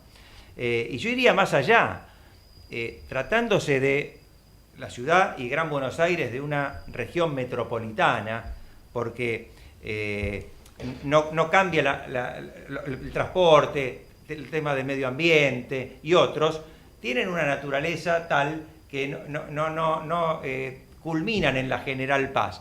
Idealmente, si fuéramos un país bien organizado y hubiera buena fe de todas las partes, seguro, se debería crear una autoridad regulatoria metropolitana. Exacto. Como pasa en muchos países del mundo, que regulara el transporte en esta gran metrópoli. Pero bueno, creo que eso falta mucho. Una Kumar del transporte. Fue un poco la idea que se tuvo cuando se generó en AISA este sistema de codirección entre nación, ciudad y provincia de Buenos Aires. En el caso del transporte alcanzaría con que este ente, como bien decís, Osvaldo, sea provincial y de la ciudad. Claro. El punto nuevamente está en que sí, efectivamente, lo que se quiere es, tal y como pasó en el subte, que ustedes recordarán que lo primero que pasó es que el boleto de subte se duplicó. El costo del boleto, del ticket del subte se duplicó.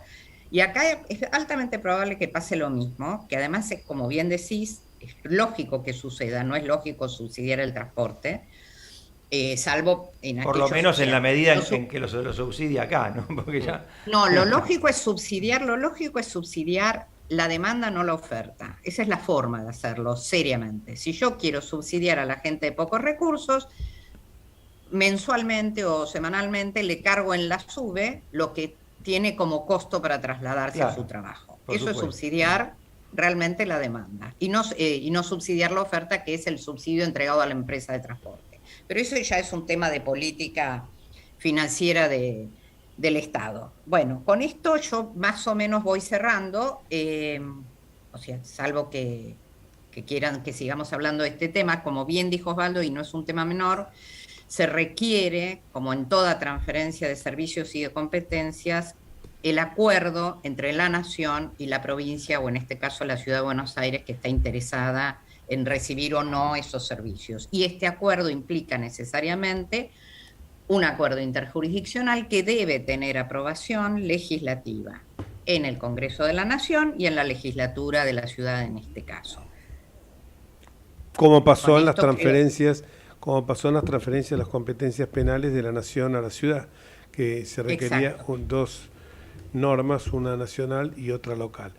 Ana, muchísimas gracias, fue muy clara tu explicación y te esperamos el próximo miércoles para hablar de otros temas, sobre todo a lo mejor puede sonar más a coyuntura por el traspaso de las líneas de colectivo a la ciudad, pero seguimos con los otros cuatro temas, las grandes reformas que requerimos todos los argentinos, la tributaria, la laboral, la previsional y la sindical. Muchísimas gracias.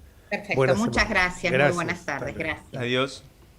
Bueno, y nosotros seguimos en estos últimos 15 minutos de programa, muy interesante lo que dijo Vara, y la verdad que el diputado Vara, el diputado Milman con el tema seguridad, Ana María Martínez hemos abordado varios temas, Ucrania, Corrientes, la inseguridad, la droga, y veo acá por el monitor nuestro cosas que me sorprenden. Primero, ya había dicho el tuit de Alberto Fernández o de la vocera, que da lo mismo, porque aparte parece que Alberto Fernández fuera ahora el vocero de la portavoz, porque tuitea lo que dice la portavoz. Bueno, cosas veré de Sancho, ¿no?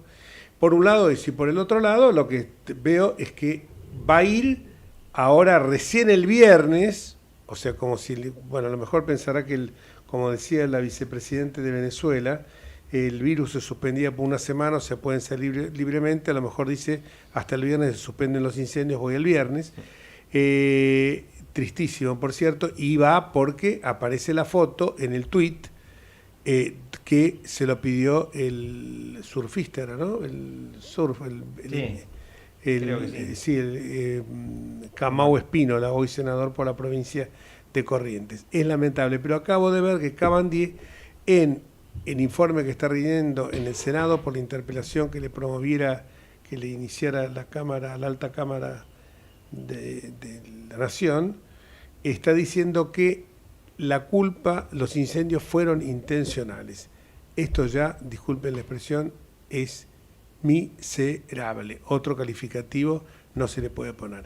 Y además señala, porque está rindiendo un informe, aparece un tuit, se ve que tiene una pantalla donde está pasando un PowerPoint, no sé lo que está pasando, donde señala que se juntaron con una especialista mundial para el control del fuego y por todos temas de medio ambiente, como si ese hecho fuera un hecho realmente explosivo, un hecho determinante, que el fuego se detuviera. Manden los recursos que, como decía Vara, reclaman los bomberos voluntarios de la zona, que de 15 bomberos en un cuartel, 2 solamente tenían máscaras. No sean canallas, no sigan haciendo estas cuestiones, porque en el medio se está muriendo gente. En el medio tenemos una provincia devastada por el fuego. Sean responsables una vez y no castiguen una provincia porque tiene la poco feliz idea de votar a un gobernador de signo distinto. Si a Valdés lo reeligieron con la mayoría que lo reeligieron, es porque las cosas no las debe haber hecho mal. Osvaldo se sale de la vaina por hablar. No, te iba a decir, supongamos que hubiera habido algunos hechos intencionales, ¿no? Bueno, está bien, eso es lo que origina. Después hay el incendio, o los incendios. Después hay que actuar, y lo que se le reprocha a él es que no actuó, o actuó tarde y actuó mal, y lo hizo, como decía recién hace un rato el diputado Vara, de una manera sesgada, porque todo lo que él dijo, que le enviaba la ayuda a Mercedes, a la ciudad de Mercedes y no a otras, o no como correspondía directamente a la gobernación para que la distribuyera, bueno, da cuenta de un enfoque partidista que hace el gobierno nacional. Y eso es lo que se le reprocha. No sabemos cómo se originó, quizás no se lo sepamos nunca, pero había que actuar en forma rápida y eficaz, y eso es lo que él no hizo. Que la justicia dilucide después las responsabilidades penales que pudo haber habido. Sí, Ezequiel. Te quería agregar el dato. Hablábamos del fideicomiso creado por la Nación. El año pasado fue la ley que crea el fideicomiso, que tiene 2.640 millones de pesos para combatir el fuego a nivel nacional. Déjame decirte, este era el primer incendio grande desde que se creó el fideicomiso, era de alguna manera el bautismo de fuego de este fideicomiso, de esta nueva política pública que sacó el mismo kirchnerismo, y tendría que haber hecho todo para que esta política pública se luciera en este momento. Y sin embargo, ante el primer fuego se cayó todo a pedazos, 2.640 millones de pesos que no sabemos dónde están. Jorge, ¿algo que quieras seguir comentando este tema? No. Como decía Santo Biasati, voy a cambiar el ángulo de la información y traer un nuevo tema a esta mesa. Por un tuit que leí hoy. Es de un profesor un hilo de tweets, un profesor de geografía de la provincia de Buenos Aires. me permiten que se le lea el ¿Cómo hilo no? porque Sí. es bastante... Si Cavandí se la pasa leyendo disparates, Yo también, seguramente lo tuyo no va a ser disparatado el texto, pero no la... No, el texto vas a ver que nos revela una realidad, que no es que nos revela porque lo suponemos, pero acá con datos muy precisos. Este profesor de un secundario en la provincia dice, y tuvo bastante, lo leo además porque tuvo bastante repercusión hoy en Twitter, la evolución de las mesas de examen de diciembre y febrero. Entonces hace cronológicamente cómo fue. 1. Se tomaba todo el programa, como nos pasaba a nosotros. Si te llevabas una materia, dabas toda la materia. Si dejabas colgado una bolilla, agárrate Catalina, te caía esa bolilla y aplazado. Eso era en el Paleozoico inferior cuando estudiamos nosotros. 2. Después, se tomaba solo lo que se había visto. Eso ya fue una etapa posterior. Pero sigue la cosa. 3. Después, se tomaba solo lo que no aprobó. 4. Siguió. Si nos entregaban la hoja en blanco, teníamos que llenar una planilla detallando todo lo que tomamos. 5. En vez de 2 previas empezaron a pasar con 3. Y la tercera la daban después. 6. Se deja de tomar examen para pasar a, entre comillas, recuperación de contenidos, en cuotas y cuando quieran. 7. Las previas o pendientes ahora son por área. Es decir, se pueden llevar varias áreas y eso implica muchas más materias. 8. Si de un área con 2 materias aprueban una, aprobaron el área. Es decir, dan bien lengua y mal inglés, aprueban ambas. 9. No se los va a calificar más con número hasta fin de año. Literalmente, un alumno que no sabe nada de nada puede aprobar cualquier año del secundario y hasta el nivel entero. Y pregunta este profesor, ¿cómo pretenden que los docentes estemos motivados? Si es lo mismo enseñar o no. Para eso miren videos de YouTube y listo. Muy triste. Fin de la catarsis, pone. Y tremendo todo el hilo de comentarios de los padres ratificando lo que dice este profesor sobre que ven en sus hijos, ¿no? Sí, o sea, es una tendencia cada vez mayor al facilismo, a que hay un derecho, como un derecho humano, un derecho adquirido a aprobar, a obtener el título con independencia de los conocimientos que se hubieran adquirido. Esto se torna sumamente grave cuando pensamos que después esto mismo se puede llegar a repetir a nivel terciario. Y se torna más grave cuando uno, por ejemplo, tiene que estar explicando la diferencia que hay entre un sistema parlamentario y un sistema presidencialista, porque, por ejemplo, la gente piensa que va a votar y como por arte de magia, como si fuera a invocar un conjuro, ya se solucionan todos los problemas del país. Esto que acaba de decir Osvaldo, no sé quién es el que lo manda, la verdad. Sí, ahora lo busco, es un nombre porque lo voy a de fantasía, digamos, Twitter, pero, a ver, no sé si... Porque la verdad... Mariano, sí. Perdón, @losmartes1, no sé, él pone en su biografía, guía de turismo, profe de geografía, maratonista, proyectos, distintas cosas. Pero lo que decimos es que esto revela la poca intensidad que tiene la enseñanza argentina. Esto es también porque lo dijimos muchas veces acá, los docentes dejaron de ser maestros o profesores para ser trabajadores de la educación. Los padres pasan a ser delegados sindicales de los hijos en sus reclamos frente a los directores. No es la primera vez que vemos una mujer que va y le pega un tortazo a la profesora o a la maestra porque el hijo no pasó. O sea, esto es la degradación de la sociedad. Y esto hay que puntualizarlo, es una batalla cultural que se comenzó a perder en el año 2003. Lo que acaba de decir Osvaldo Pérez Sammartino es el derecho, que hay un derecho humano a obtener el título a costa de cualquier sacrificio, a costa de lo que sea, o sea, sin hacer ningún sacrificio. Piensen ustedes que esto es más grave porque en algunas universidades se dan exámenes por el sistema múltiple choice, o sea que te dan 3 variantes. Nosotros, me acuerdo que íbamos a la facultad, está bien, podría ser paleolítico inferior, pero vos ibas a la facultad, nosotros casi todas las materias tenían 15 bolillas. Te pasaban de una bolilla, elegías, sacaba una bolilla, porque era para evitar alguna suerte de discrecionalidad por por el profesor, entonces sacabas una bolilla, se circunscribía ese tema, pero no invalidaba que te pudieran preguntar de las otras 14 bolillas.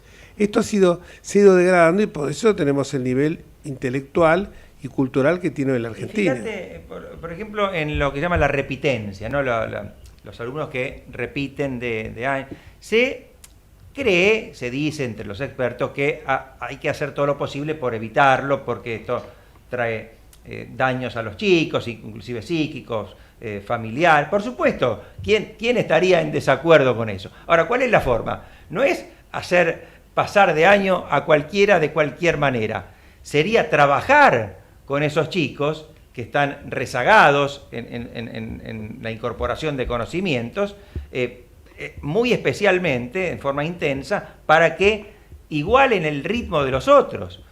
Acá, inclusive con la pandemia, cuando no hubo clase directamente, por un año, por lo menos, creo que se hizo pasar, ¿no? Me parece que se hizo pasar de grado completamente. ¿Y qué es lo que había que hacer? Había que hacer ese año de nuevo, porque, digamos, en las escuelas públicas, lamentablemente, en las escuelas primarias públicas de la provincia de Buenos Aires, por ejemplo, no se dio absolutamente nada. Es falso que se haya dado, porque esos chicos y muchos en barrios humildes no tenían acceso a la tecnología, ni los profesores se ocupaban tampoco, ni las maestras, de hacerles llegar ni el material, además, ni las familias de esos chicos tenían la formación, la capacidad o el tiempo, porque trabajaban ambos padres para ocuparse de ellos. Entonces, ¿qué problema hay que estuvieran un año más en su carrera escolar? Si consideramos que la adquisición de conocimientos es irrelevante y que lo que importante es irse con un título, pero evitemos directamente la laboriosa ida a la escuela, los edificios, los sueldos, no sirven para nada, entonces. Bueno, pero es porque ¿qué pasa? Y esto es grave, ¿sabes qué? Osvaldo, vos no llegaste a vivir la época porque eras muy chico, o no sé si todavía vas a decir que no habías nacido, creo que no habías nacido. En el año 73... yo estaba en séptimo grado. Séptimo grado, bueno, lo quise ser galante, pero no me salió bien. Soy veterano. Es un veterano, sí, es cierto. Claro, cumpliste 60. Sexagenario. Entonces yo, en el año 73, en la Universidad de Buenos Aires había un rector que había que aprobarlo a la gente a costa de lo que dijeran, porque la universidad tenía que ser facilitadora de que los chicos pudieran acceder a un título universitario. En el caso de Derecho era grave, pero en el caso, yo lo viví, me tuve que ir a la facultad, porque querían que aprobaran Derecho Administrativo sabiendo nada más que los elementos del acto administrativo. Olvídate del contrato suministro, el contrato de obra pública, no, nada más que esto. Con esto ya pasabas. Era la pregunta que vos le hacías. Había fracasado en la bolilla que sacó, en la otra bolilla, la pregunta, y se decía, te decían, y venían a robar las materias, robar se llamaba así. ¿Qué pasa? En medicina era mucho más serio.